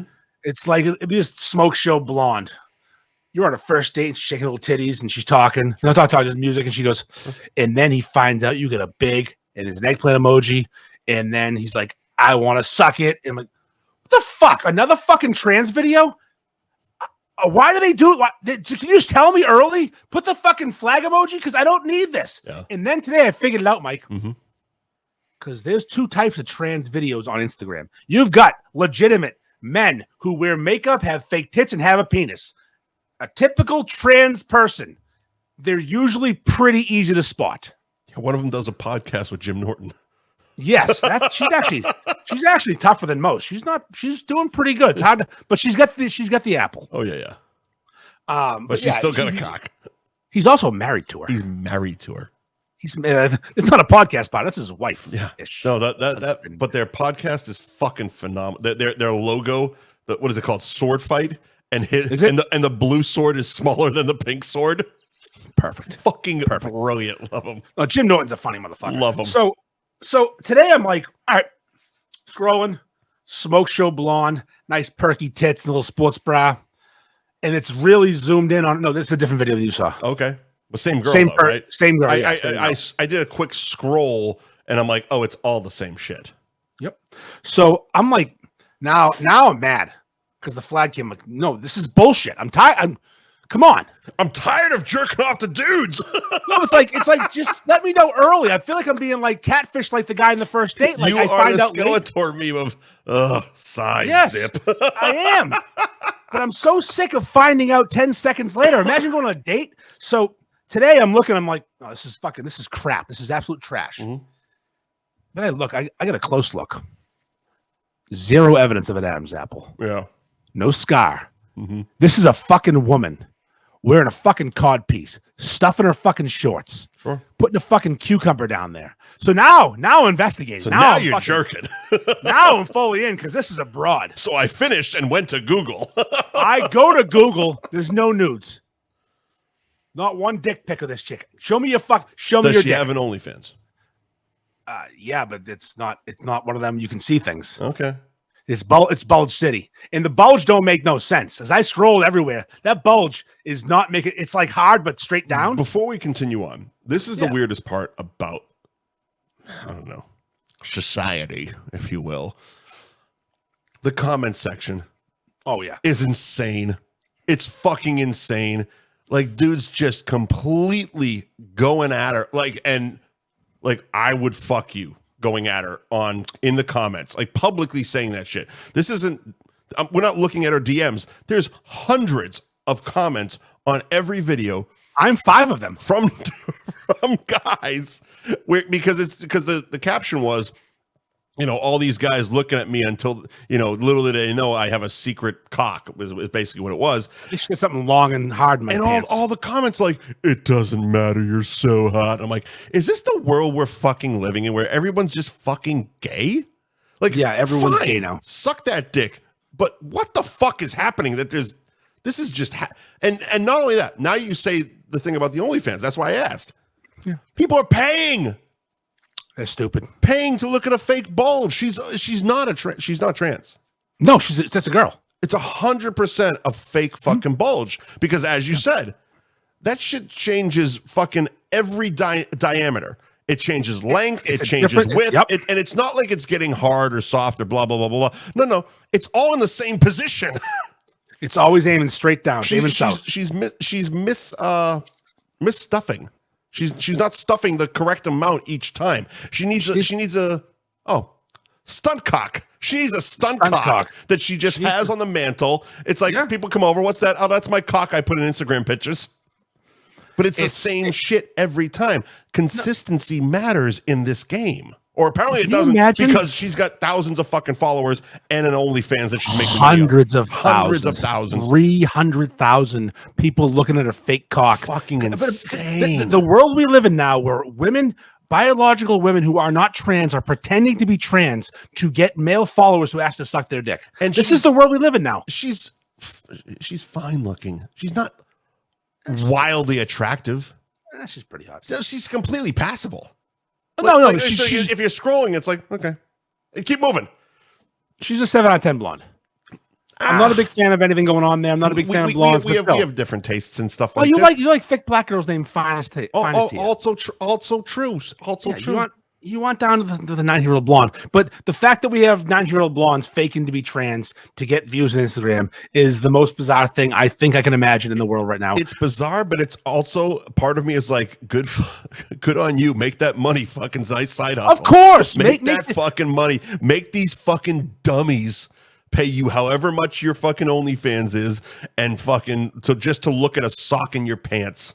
Literally, it is the saddest excuse for a fake dick ever. Terrible. And no Adam's apple and real tits. Congratulations, you guys are all idiots. But here's the thing: you went down a rabbit hole on Google, fucking Googling, can you remove an Adam's apple? I want to know if you could, because I'm trying to investigate this story. And I guarantee you're going to get all those those pre-op fucking drugs on your Instagram. Descovia for prep. Yeah, that's AIDS. That's AIDS. I mean, they go hand in hand. I mean, AIDS like the pre-op like fucking hormones and shit. You're gonna get all those generic fucking hormone pills. I should have gone incognito and Googled it because I shouldn't be. Although that that's not work true either. Yeah. Oh, speaking of, can I just go in a little bit of a bitch fest here? Go right ahead. Incognito Pornhub.com used to show me the same thing on the opening page every time. Nothing I chose, just some random shit. Yeah.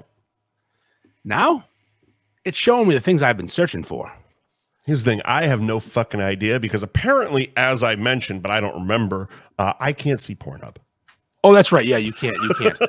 But like, there's a couple who do some porn. I don't know if they're a couple. They fuck each other. They don't show faces. She has tremendous tits. They're co-stars. They're castmates. Yes, whatever they are. She has tremendous tits and a thick ass, and I'm a big fan. Great. I'm on board. Yes. Let me go look them up. Fuck, I can't see Pornhub. I can tell you off air, I'm not going to out my favorite people because, fuck them. And I like a few different versions of this, different people. I like thick tits and thick asses. I'm in. Yeah. That's easy. I don't need a washboard stomach. I don't need it. I don't care. No. Give me some thick ass and now they're the first. We agree on. Oh, now that's the first thing I see. Yeah, incognito. How do you know? Really incognito.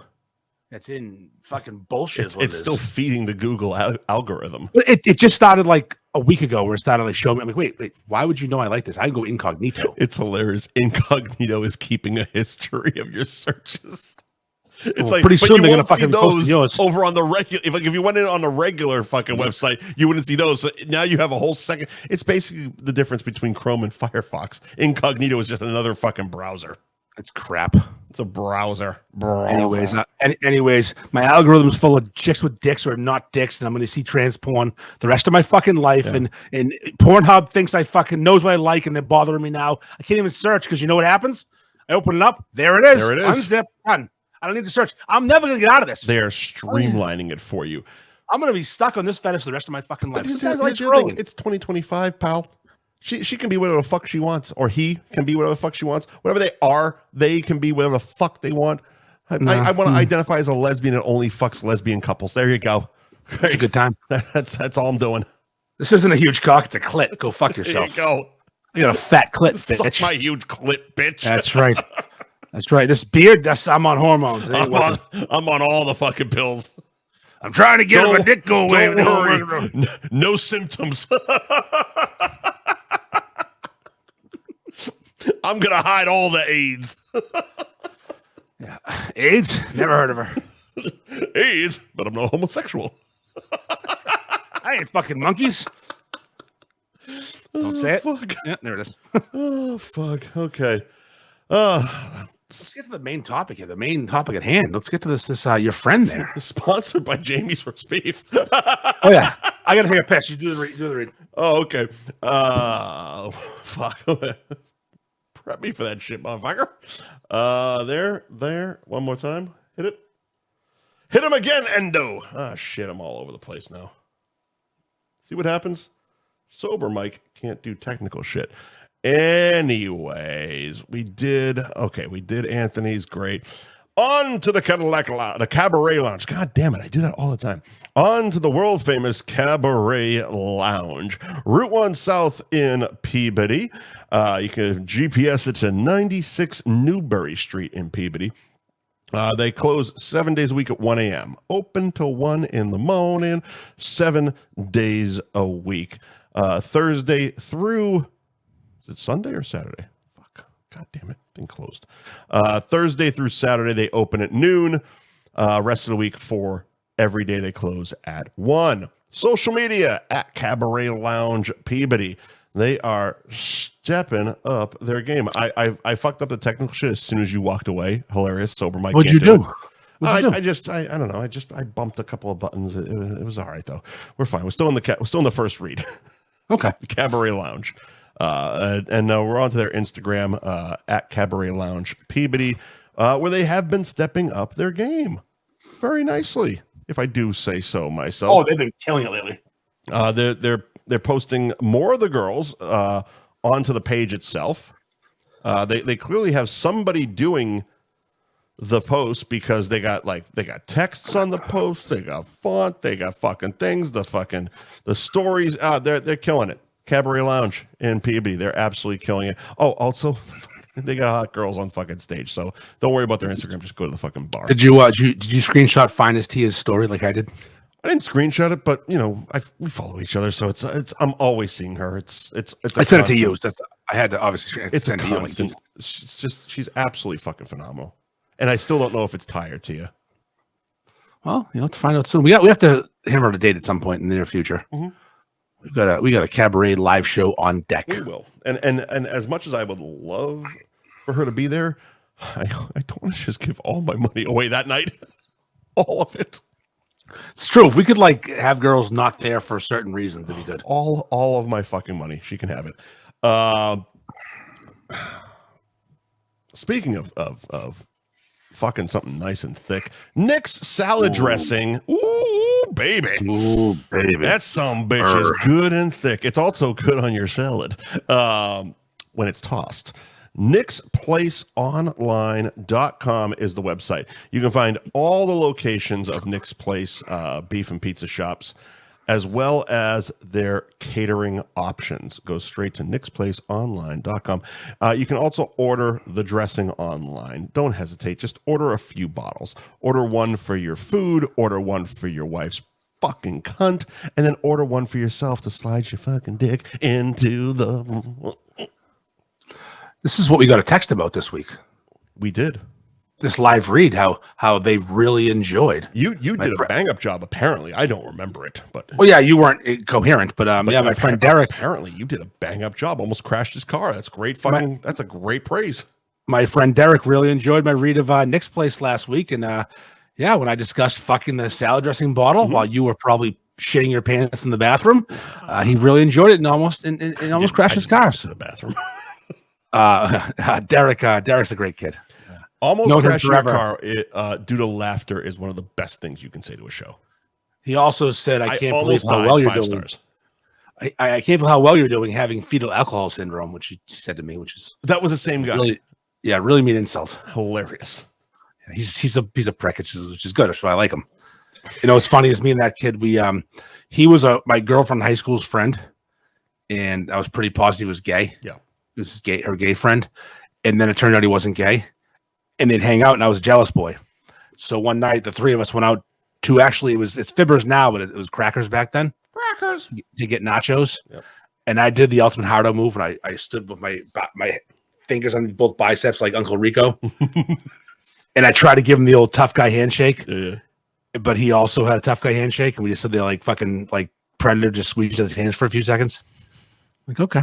Did you do that handshake? No, it was regular handshake, but it was a full on just squeeze until someone breaks. I'm like, oh, you let go too. first. You let go first. Are we gonna fucking kiss right now?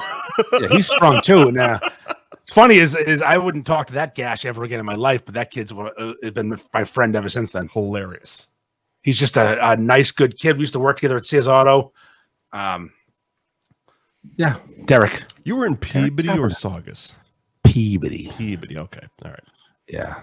Me and Derek. Derek went to Saugus at one point. He was in Peabody with me for a while. Never made it to Peabody. I mean, I've been to the Peabody Sears, but I worked in Burlington and Saugus.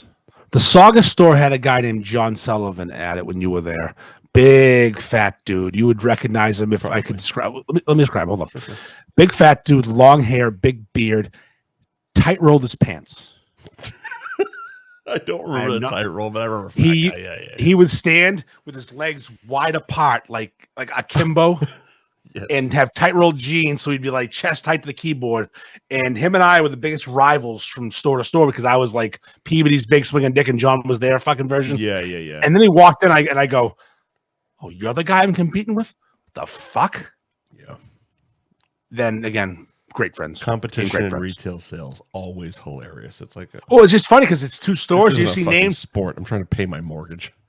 But like I was 19 years old, I wasn't paying shit, and I'm like, I want to be number one in the region. And Saugus and Burlington went out of region, and Peabody was third. I'm like, I'm gonna be number one. And got yourself a set of steak knives. That's right. No. I couldn't sell road hazard protection to save my life, and I couldn't sell an line, but I could sell 4 fucking Michelins to a woman in a minivan. God, and her husband wouldn't want to fight me. Are Shane Gillis? Yeah, that shows about me. He fucking copped your life. Listen, I'll take it. It's so spot on. That's why I love that show, Tires. It is so perfect. So fucking good. It's such an easy watch. Yep. Oh my God, you got 3 spare hours on a day off. It's such a fucking good watch. That or any season of Shoresy. Anyway, Jamie's Roast Beef, 44 Margin Street in Peabody. Let's see what they're open. Are they open 7 days a week? Yes, sir. It certainly looks that way. 11 to 9. Yep, certainly fucking looks that way. You can find them at jamiesroastbeef.com or on social media at Jamie's Roast Beef. Another stellar food porn Instagram, I will say. Oh, yeah, they do a great job. They have a fantastic, whoever's taking their pictures knocks it out. They did one yesterday, the Buffalo Soldier, which looks... I had to share it. It was like, this looks like exactly like what I want to eat right now. Mm-hmm. Right fucking now. Because they do more than just beef. So it was their crispy chicken tossed in buffalo sauce, lettuce, tomatoes, and of course Jamie's blue cheese dressing, because they can't just get any blue cheese. It's their fucking blue cheese. It's Matt's recipe. It's Matt's blue cheese dressing. It helps when a chef opens a shop. And also he just leaves the book because that was part of the deal. Yeah, exactly. Here's the recipes. Enjoy. Their smash burger looks fucking phenomenal, and I'm not a smash. Are they doing smash burgers now? I missed that one. Don't forget our smash burger. 2 patties topped with American cheese, diced onion, and fancy sauce. Fancy sauce is my Big fucking Mac fancy sauce. It's I'll give you some fancy sauce in your mouth. Sauce. The fucking Nick's place has some fucking fancy sauce. Right, they do. Right in your fucking mouth.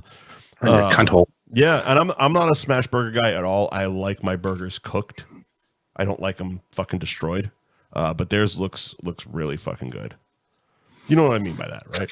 I do. You want a medium rare burger. You don't want all crust. I like one fucking burger patty to be the majority of my fucking meal, not like everything else around it. So you basically like a black woman's vagina. You want a little brown on the outside and a little pink on the inside. Look, man. Listen, it's dead on. It's spot on. Is any of this not tracking? It's all perfect. I'm looking for a black woman's asshole, just dark. A big fucking black ass. Let's see. What else they got there? They got their Sorry Junior. They got their Sorry Clucker. It's their chicken sandwich. And then they also do roast beef subs. They do. Amongst like a million fucking other things that they do. Place Fox. But they're back on track. People need to start going there again. They're back. They had a rough patch, but they're fucking fully back on track. What's her name? You know exactly who I mean. Nikki. Yeah. She laughed at my brother when he asked for fucking mustard. Yeah, Nikki's the best. She's awesome. She's I'm gonna go in like, there and what do see you her. mean, like honey mustard? He's like, no, just yellow. I just want yellow mustard for my fries. What are you, a fucking loser? Go kill yourself, fucking idiot. He's like, are you kidding? Like he heard her and the other woman cackling in the back. He asked for fucking mustard. This fucking homo He wants asked mustard. for fucking mustard, and she gave it What to do you him. want to do? Put it on his cock. Oh fuck, I love them.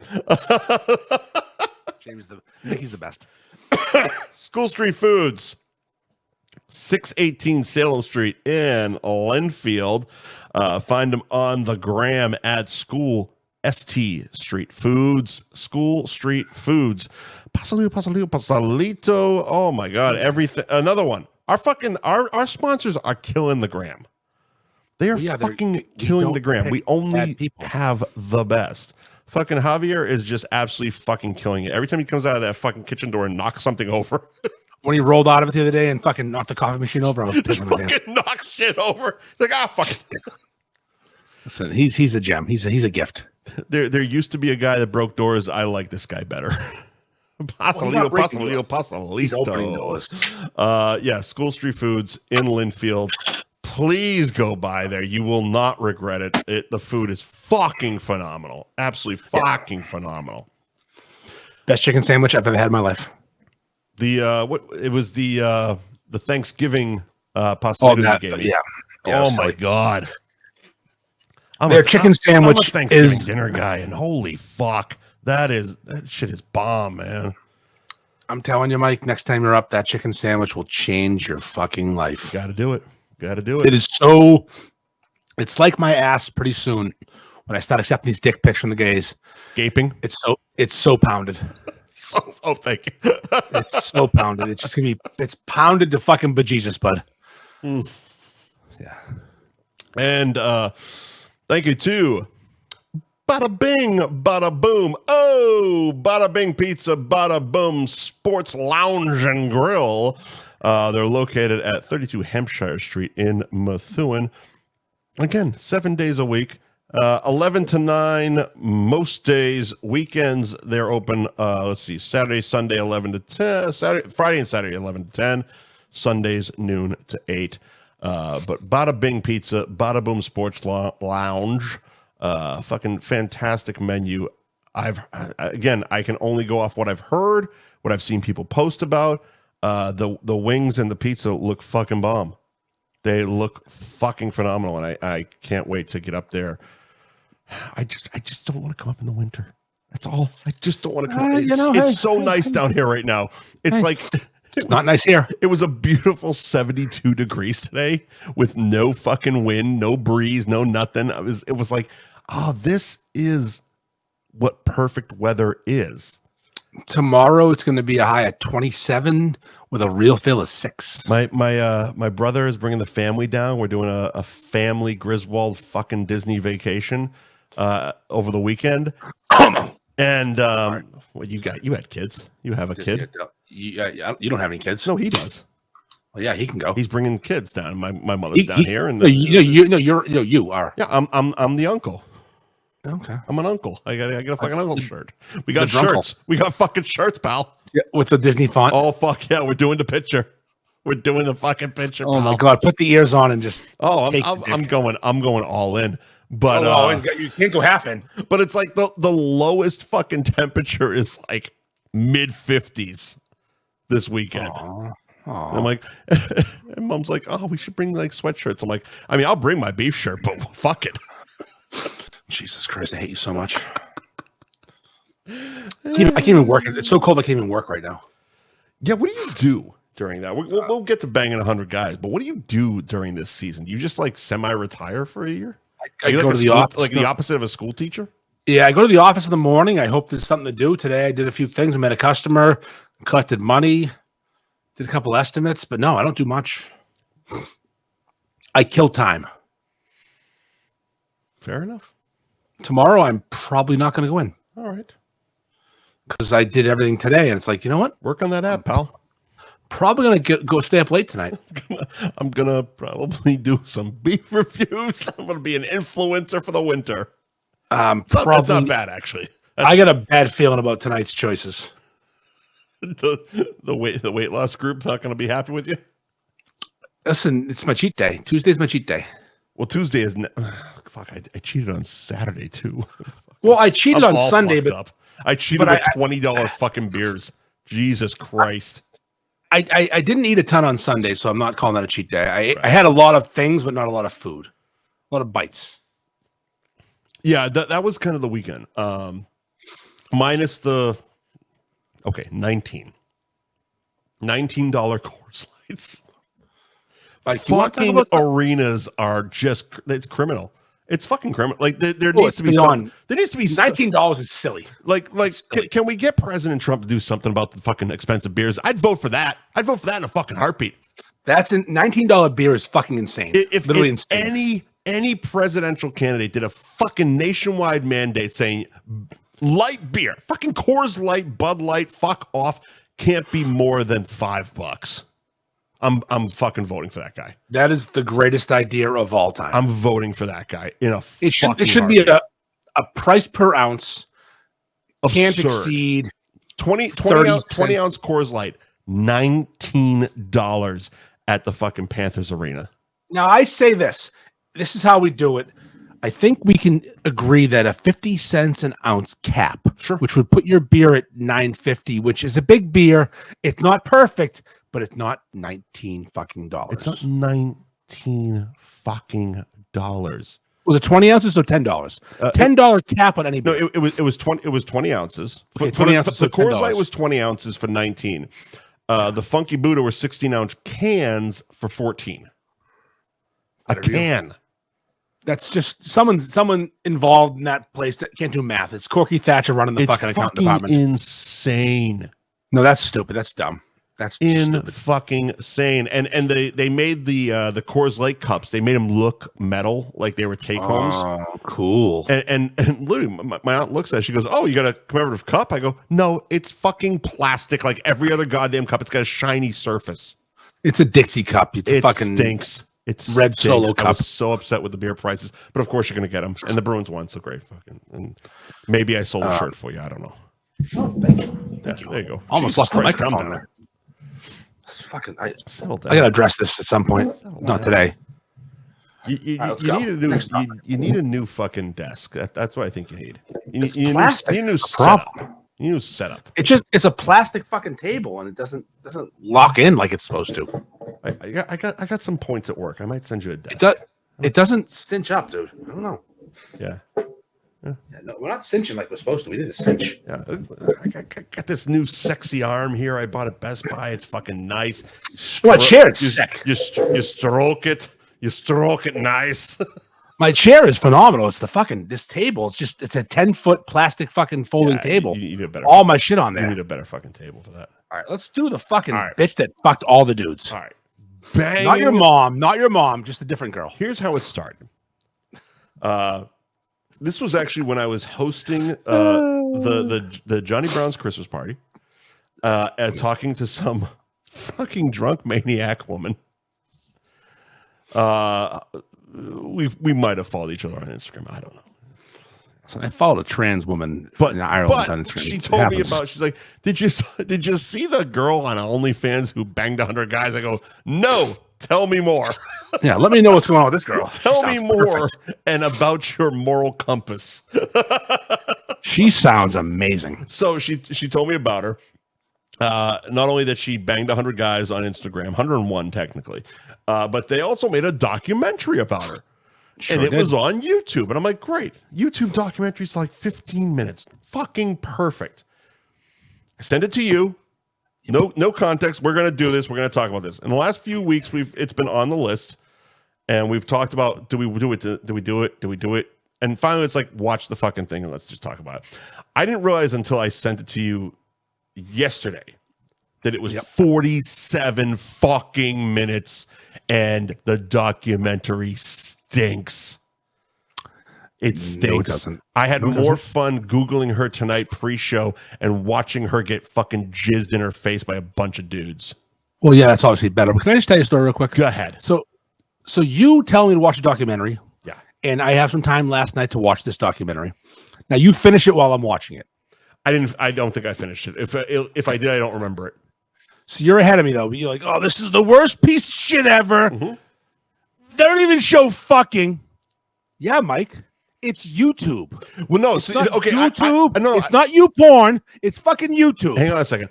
I read that back because this morning I was kind of annoyed, and I'm reading it. I'm like, what the fuck am I talking about?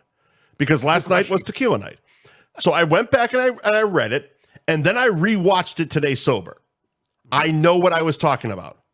Okay. They didn't let the documentary crew film while she was getting fucked.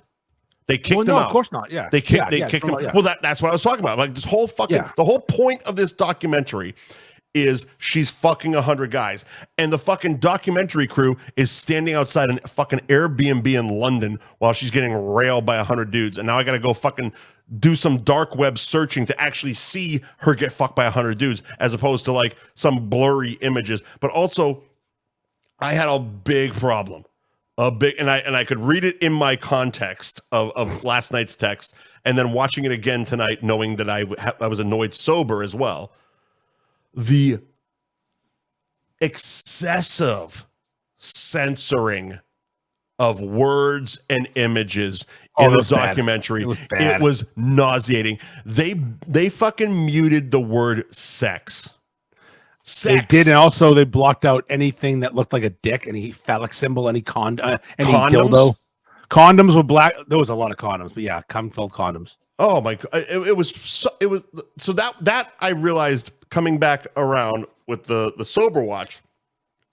My problem was more with the documentary than her. She wasn't very interesting. Of course she wasn't interesting. Yeah, but there's been porn stars that are interesting. There's been porn stars that have banged a lot of guys that are fucking interesting, but she just wasn't interesting. We've talked to OnlyFans. I mean, we've talked to Matt. We've had Madison on. All the girls from the Cabaret have fucking OnlyFans. So it's like we've talked to people who are more interesting as OnlyFans content creators than this person. She just got viral because she decided I'm going to bang 100 guys in a day, which when you break the math down isn't fucking difficult. I mean, I've never done it, but especially again, I'm on the 5 way at a time. No. Yes, she was. I watched the video, pal. I watched the video. Hold on. Wait. At a time? What do you mean at a time? So she's jacking off 2 guys. She's blowing another guy. She's getting fucked by another guy. And then there's another sad sack that's in the back fucking jerking off trying to get himself hard. That's her 100 guy video. Oh, I didn't realize. I thought they were all penetrating. 5 guys at a time. So they didn't all penetrate? Oh, they all did. They all rotated around because most of the fucking guys, first of all, a lot of tiny fucking dicks. Yeah. Tiny fucking dicks. It's England. Unclipped. Well, she had guys flying in from Switzerland and shit. That's true. Yeah. That's true. Fucking almost all of them are unclipped. All of them are small. And most of them couldn't even fucking get hard while she's blowing them. I'm sorry. Like, I understand, like, well, you're on camera and there's fucking other people in the room, blah, blah, blah. I get that because I know that's what you're about to say. Also, pop a Viagra. Fucking figure it out. Be a man. That. But also, this guy couldn't get fucking hard while she's blowing him. I don't give a shit if there's a fucking IMAX camera with fucking Christopher Nolan behind it in my face. If someone's blowing me, my dick's getting hard. So I never went down the road you did. I didn't watch the actual fucking. I had to see what was going on here. What's funny is I didn't even think of that as a choice. Mm-hmm. Never crossed my mind because I watched that documentary watching a sad, desperate 23-year-old woman who needed that content so bad that she's going to fuck 100 men one day, and it made me feel disgusting for her. Here's the thing, and this might change your mind about that. All right. Gangbangs are her thing. She fucks 5 dudes regularly on her fucking Instagram or her fucking OnlyFans. I don't even know who the fuck I know her name is fucking Lily something. I know nothing else about her. Lily Phillips. Yeah. Lily I don't Phillips follow her. Threw her in the Google machine. Threw her in a couple of the darker websites and found a few videos, and there's a lot of double penetration. There's a lot, and make your money, boo boo. But fucking, she does a lot of gangbanging, a lot of it. Do you know how common it is right now for random women to become fucking porn stars? It's baffling to me. And prostitutes. Yeah. And that's honestly, that's what she called herself. She's like, she said she's a content creator. I'm a porn star, an escort. And then her main title was the biggest cunt in England. Listen, fine. I can't imagine being any one of those 100 guys. Self-proclaimed. Oh, wait. Go ahead. The sadness of both sides of this is so fucking. It is sad on another level on both sides. I don't give you first or last. You're a sad individual. The fact that people backed out and she started like farming new people. Yep. To come because they wouldn't do it it made me feel such an ick. Like these producers in quotes, of course. So these fucking pimps, they're just finding new people. They're on the street asking people, bring your friend. It's her and what's called her PR rep. Yeah, it's her and her fucking friend that collects a salary to be her friend. Yep. But basically, and this is why actually seeking out the video helped me with a lot of the ick part. It's so fucking gross. Every dude that finishes on her face, in her mouth. Yeah, at the end of the documentary, she's kissing dudes. She talks about it. Yeah, she talked about it. One guy was actually fucking eating her out after other people had fucked her. Oh, the only time they put on condoms was when they actually penetrated her pussy or ass. I don't. There wasn't an angle from that, so I couldn't see what was going in or out. But the only time a condom was used was in that actual vaginal or anal penetration. But yeah, mouth fucking all day, and everyone came all over, and she was kissing. It's just like, and I'm sitting there like, how the fuck? Like I guess I understand why the guys couldn't get fucking hard, because if I'm looking down at this disgusting mess, I'm leaving. I wouldn't show up in this fucking situation, but I guess I'm leaving. I'm glad I didn't watch the fucking real. I just watched the documentary. Yeah, which they didn't let them film.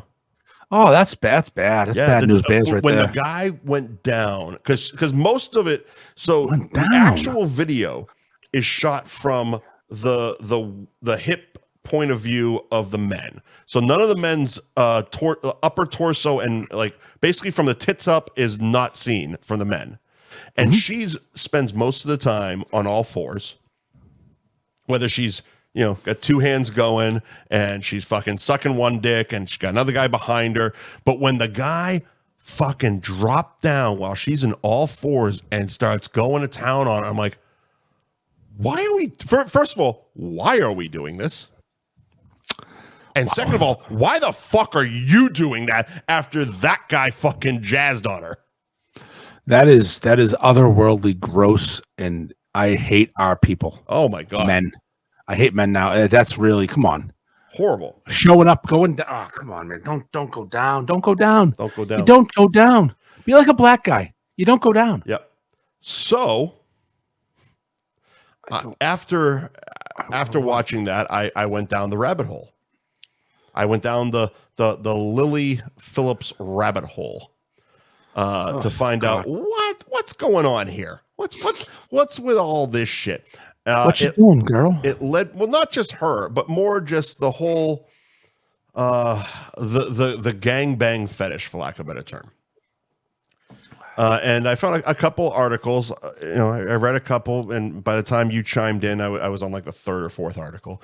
So originally, and I don't know if this was I'm sure it wasn't. I'm sure back in Caligula times, Caligula. They were setting records, but Guinness wasn't a thing yet. 5,000 dicks in a day. Yeah, I mean, we've all seen Caligula, where they fucking come in a bowl and some broad drinks it. You don't have to start that. But the original supposed record setter was Jasmine St. Clair, porn star, who had a record of 300. That VHS I remember snagging from the video store, the local video store, followed by a porn star named Houston, who I remember from the Opie and Anthony show. She slept with 500 men. 500? 500 men. She also turned it into a video, which was called The World's Biggest Gangbang 3, which means there was somebody before Jasmine. Yeah, 2 and 1. I mean, Jasmine probably was 2. There had to be a 1, but I'm not. Yep. I'm not going down that fucking rabbit hole. I believe it was 4 people in the first one, just 4. And then, hilariously, Ron Jeremy was in all of the first 3. What a legend! Yeah. Then we got to the one that you sent me this morning in 2004. Yeah. Lisa Sparks broke the 1995, which was Houston's record, and Lisa Sparks did 919. 919. That's a lot of dicks in one day. But these dicks are. This is all bullshit, though, Mike. We know this. 919, and then most recently, because after Lily Phillips went viral, this other OnlyFans girl, Bonnie Blue.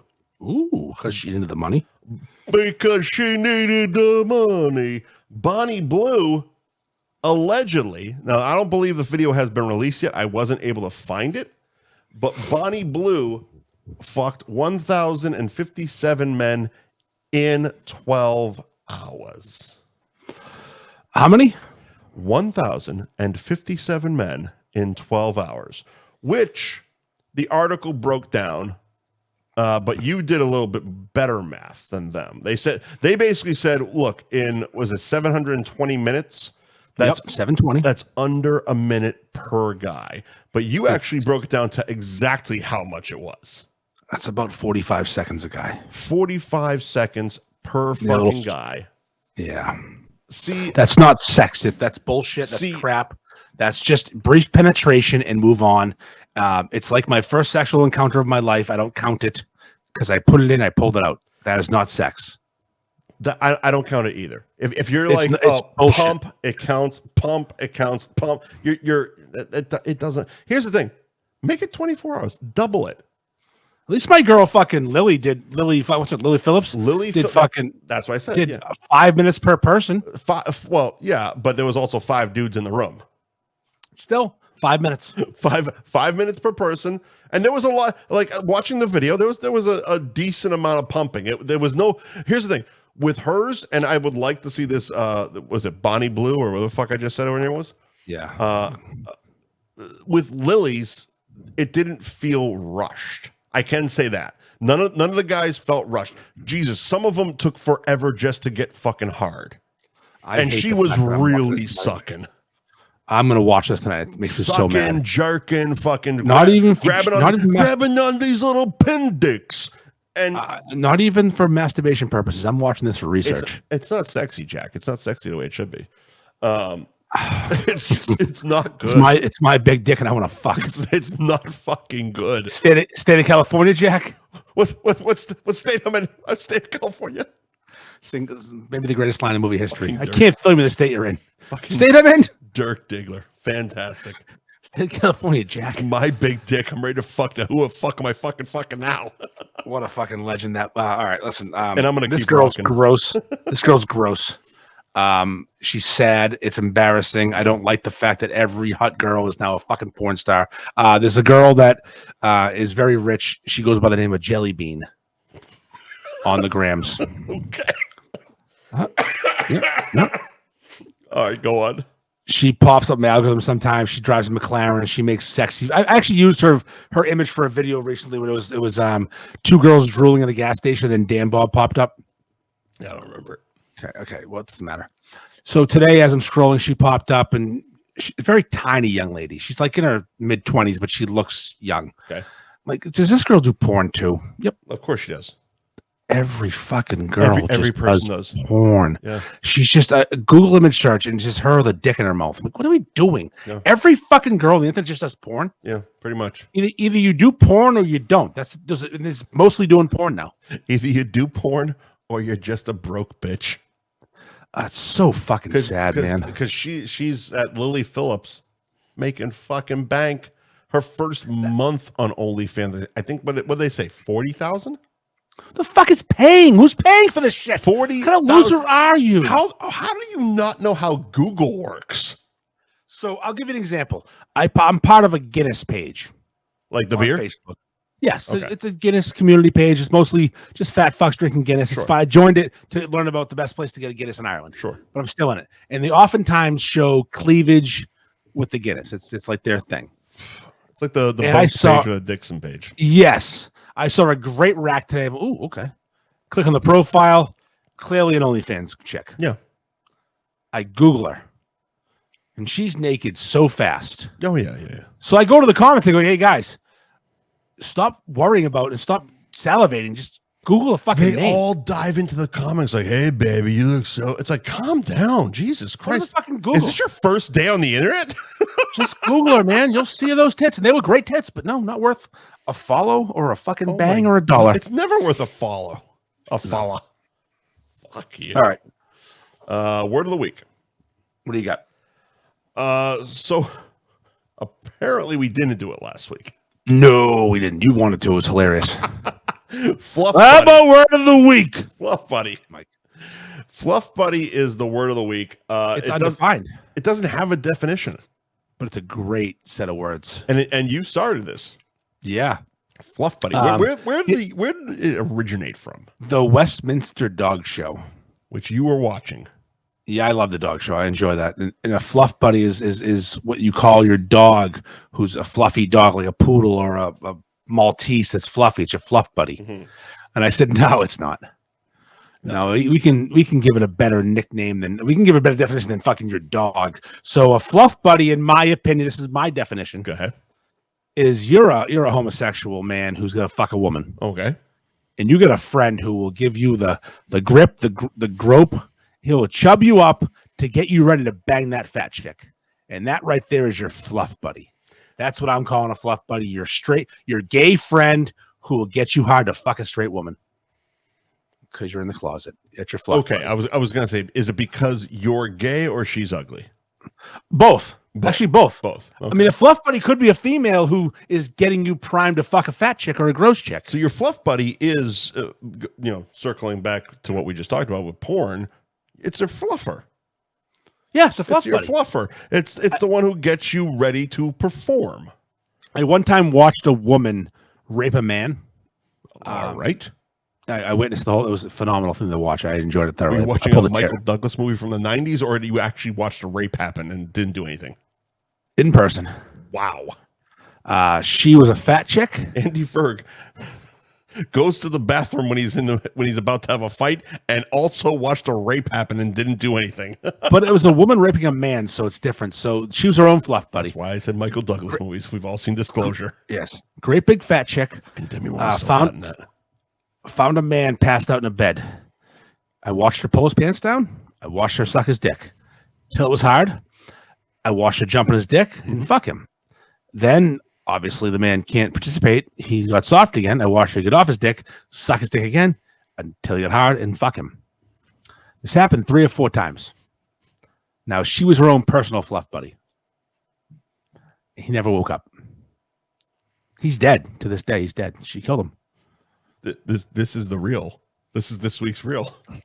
Because I have a fucking clip from a British comedy show called Peep Show that's gonna fit perfectly. Listen, you do, man. You do.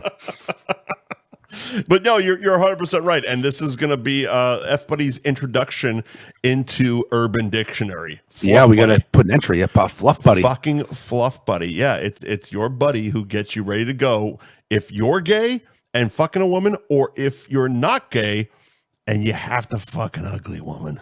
Listen, it's like a wingman, but better. Yeah, it's like a wingman that sucks your dick. Yeah, it's like, basically Andy's DMs. what are you, his wingman? Nah, I'm his fluff buddy. Fluff buddy. I suck him off to ready to come, and he fucks that fat chick. I get him right there. Yeah, we bring her to the brink till the head starts to swell, and I say, "Hey, What do you call we'll that? put that in Edging? her for a Is that second." edging? Yes, it's an edge partner. It's an edge. Also known, AKA Edge Partner. Edge Partner. This is good. We can Urban Dictionary. I fucking love it. I fucking love it. All right. Cunt of the week. I try to live my life every day. Keep out of strife. Come what may, I try to do unto others as I'd have them do to me. But it can't be done for everyone, and now it's plain to see. You are a cunt, a big fat stinking cunt. Say it ain't true, but he'll tell you you're a motherfucking cunt. You are a cunt, motherfucking cunt. Everybody knows from your head to toes you're a big fat stinking cunt. You had an interesting conversation that I read. Did it all have to do with glasses? No. You thick glasses wearing motherfuckers. So it started out. One of the people on the Beef Group page posted a review, and he posted a blurry picture, which, as you know, on the page it gets shit on. From where? I don't even know. I didn't see it. Fairfax. I didn't see it because it was deleted before I got there. And Tashi came in hot as joking around, commenting as an MVP does.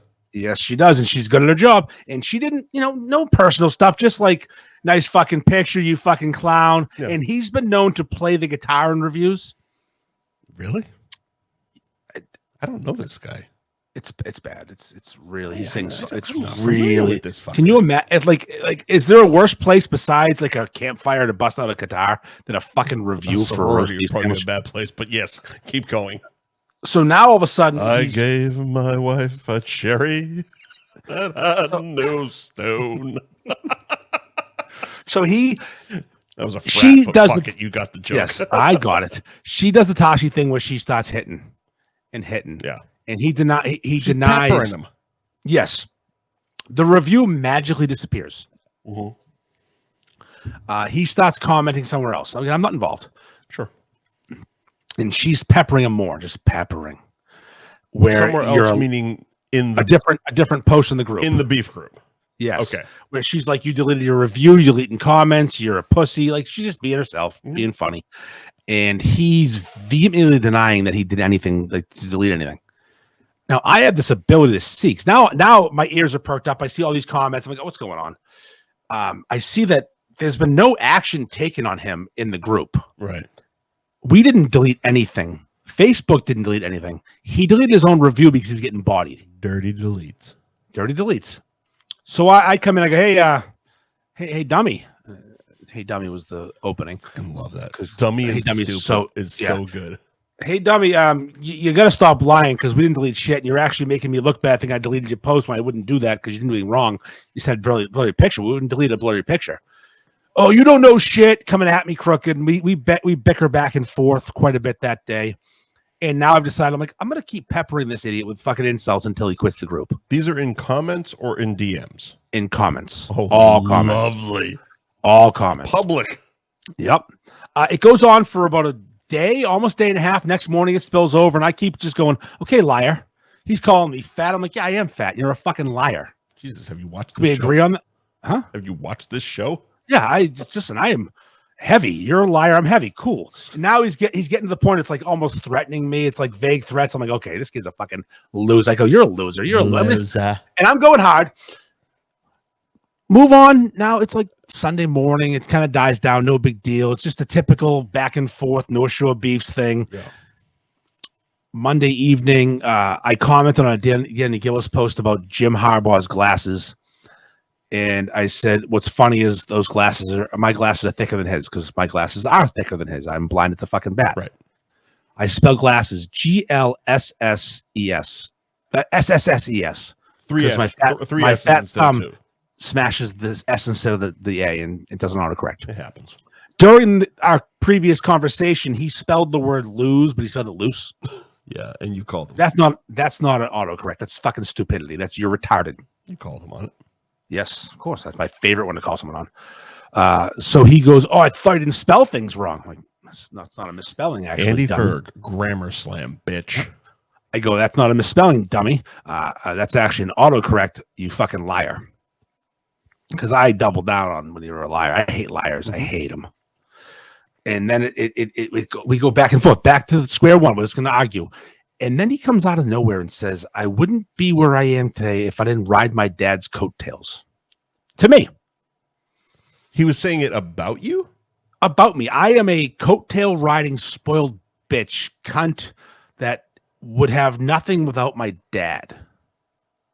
Now, that's not cool on a number of levels. Yeah, there's only a few things that make me see red. And bringing up Doug Ferguson, my dad, is a huge thing. It's that is my fucking like top of the world. That's my guy. My dad's the most important thing ever to me when I was a kid. And I'm going to give you some facts, Mike. A quick history lesson. You'll appreciate this. Can I ask you something? Yeah, sure. Did your dad start the gutter business? Yes, he sure did. Okay, go on. Continue. So in 1986, my dad bought the gutter business from a man from Methuen. Okay. And he ran that business for about 18 to 19 years. Mm-hmm. Depends on, I don't know the exact date he stopped doing it because he died 19 years later. Mm-hmm. I started working there in 2003, 22 years ago. And I basically was hired by my dad to take over for him because he needed someone to run the office side estimate invoicing business. Was it you or your dad that did the Linfield gutters? My brother. Oh, probably. Really? My dad probably sold them. My brother probably did them. But it was when your dad was still there? Yes. Okay. All right. So my dad hired me. Andy did my, the house I was born in. I just did his mom. Did the gutters. Andy's dad did my gutters. Andy banged my mom. Yes.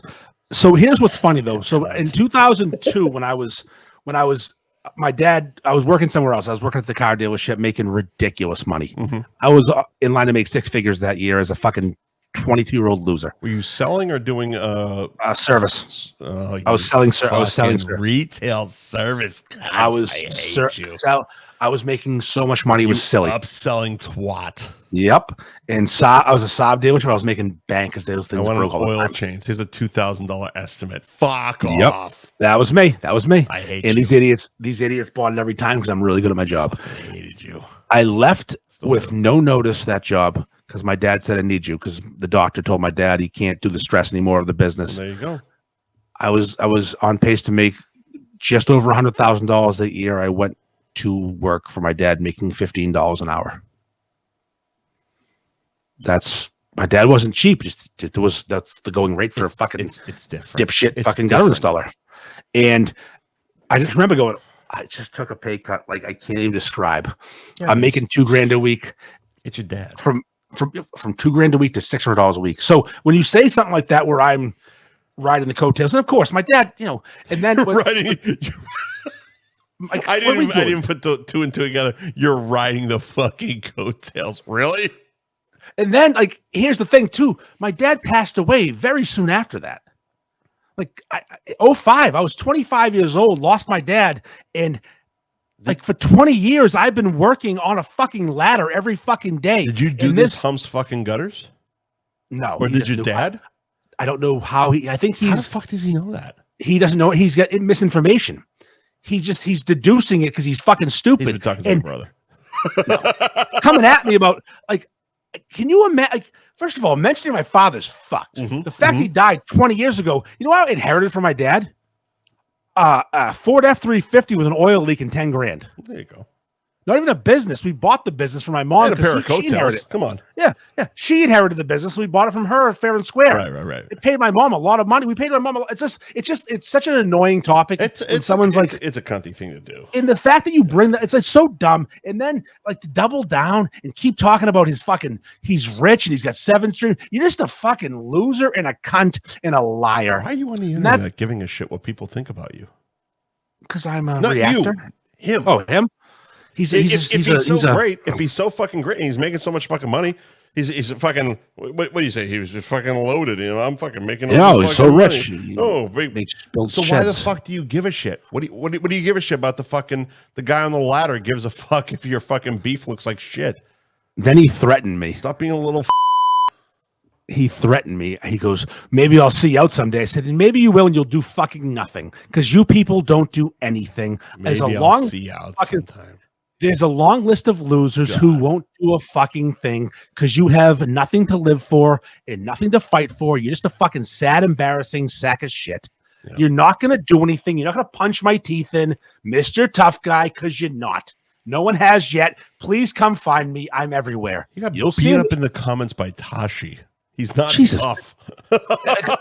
And also, he's dumb. He's fucking stupid. It's not that he misspelled lose because he was a typo. You got beat up by a woman. Oh, she embarrassed him. He called her a trashy skank. Leave Tashi out of this, you fucking good job, dum-dum. You know, I said to him, he goes, maybe I'll see you out there. I go, are you going to sing me a song and ruin my fucking life? I hope she gave that a heart fucking emoji. I just love when these fucking, they call me a keyboard tough guy and then threaten me. I'm like, I've threatened nobody. I just called you stupid. You're stupid. He goes, it's the internet. It's be careful calling internet. Be careful who you call a puss. I call a puss. Look out. Literally from fucking Goon. The puss. And I go, fuck your mother. You are a puss. You're a fucking vag. You're a bitch. You're not doing it. No one's fighting. What are we doing? We're all old. We're going to fight? Okay. I know of someone who recently got into a verbal altercation with somebody and someone backed down like a little bitch. And you know who I'm talking about. And I'll tell you after the show. Look, we're all fucking old, like you said. We're gonna fight. Okay, well, we're not gonna fight. Nobody's gonna fight. If anybody tries to fucking fight, we're the dumbest human being possible because you better have the best fucking right hook imaginable because you're pulling your shoulder out as soon as you send it. As soon as you send it. And I have a shit right hook, but my shoulder's coming straight out of the socket. Did you see the video Skylar posted punching that thing the other day? No. He punched one of those one of those Dave and Buster's things. Yes. And I watched, I went, if I did that, I would be on the floor begging for a doctor. Did you watch last season of Always Sunny in Philadelphia? No. Okay. So there's an episode where the guys and the girls are bowling each other. You should actually watch it. You'd like it. Okay. Last season was pretty good. That and Dennis's mental health day, you would really like that one. I've watched that one. It was awesome. Right. Yeah. So at the bowling alley, they take a break from the game and they go into the arcade part of it and they do one of those things. And Dennis, of course, being Dennis, he's like, I'm gonna knock this fucking thing into oblivion, and throws it, hits the punch, knocks the fucking number to like whatever fucking 900 something or other. Mm-hmm. Big number. Turns around to the guys, he goes, every bone in my hand is soup. I need to scream as loud as possible, so I need to get the fuck out of here right now. No, I can't wait. I'm going to scream right now. And he just fucking unleashes because he broke every bone in his fucking hand punching it. Because we're 45 years old. Certain age, it's over. It's over. We're done. We're not tough. We're not just tough anymore. I love seeing these old fucking New York Goomba fucking at the fucking bar. It's hilarious. It's like, pal, you don't got it anymore. This ain't the old neighborhood, you know? Joey down the block with the fucking chowder doesn't fucking have it anymore. He ain't here. You retired, dum-dum. You retired to Delray Beach, Florida. So stop trying to act like a fucking New York tough guy. Nobody gives a shit about the fucking old neighborhood or Joey. Oh, I fucking hate New Yorkers. There it is. I'm gonna piss or shit myself in the near future. So you got this. Finish it up. I mean, we're done. We're done, right? Yeah, let's do it. Let's name those sponsors. This shit up. Thank you to our sponsors: Gary Girolamo Group of Cross Country Mortgage, Ben Franklin Print Company in Middleton, Twist of Fate Brewing in Danvers, Anthony's Roast Beef and Pizza in Tewksbury, world famous Cabaret Lounge, Route 1 South in Peabody, Nick's Place Online.com, all their locations and their catering service. Order their fucking salad dressing online. Jamie's Roast Beef in Peabody. Goddamn burp right in my motherfucking throat. Yeah. Pasalito, School Street Foods in Linfield. Get on over there. Say hi to Javi. And Bada Bing Pizza, Bada Boom, Sports Bar and Lounge. Thank you to our sponsors. We'll see you next Tuesday, cunts. Go fuck yourself. Go fuck yourself. And your sister. All right. She's a hoe. Turn. Bye. Love you. Love you, buddy.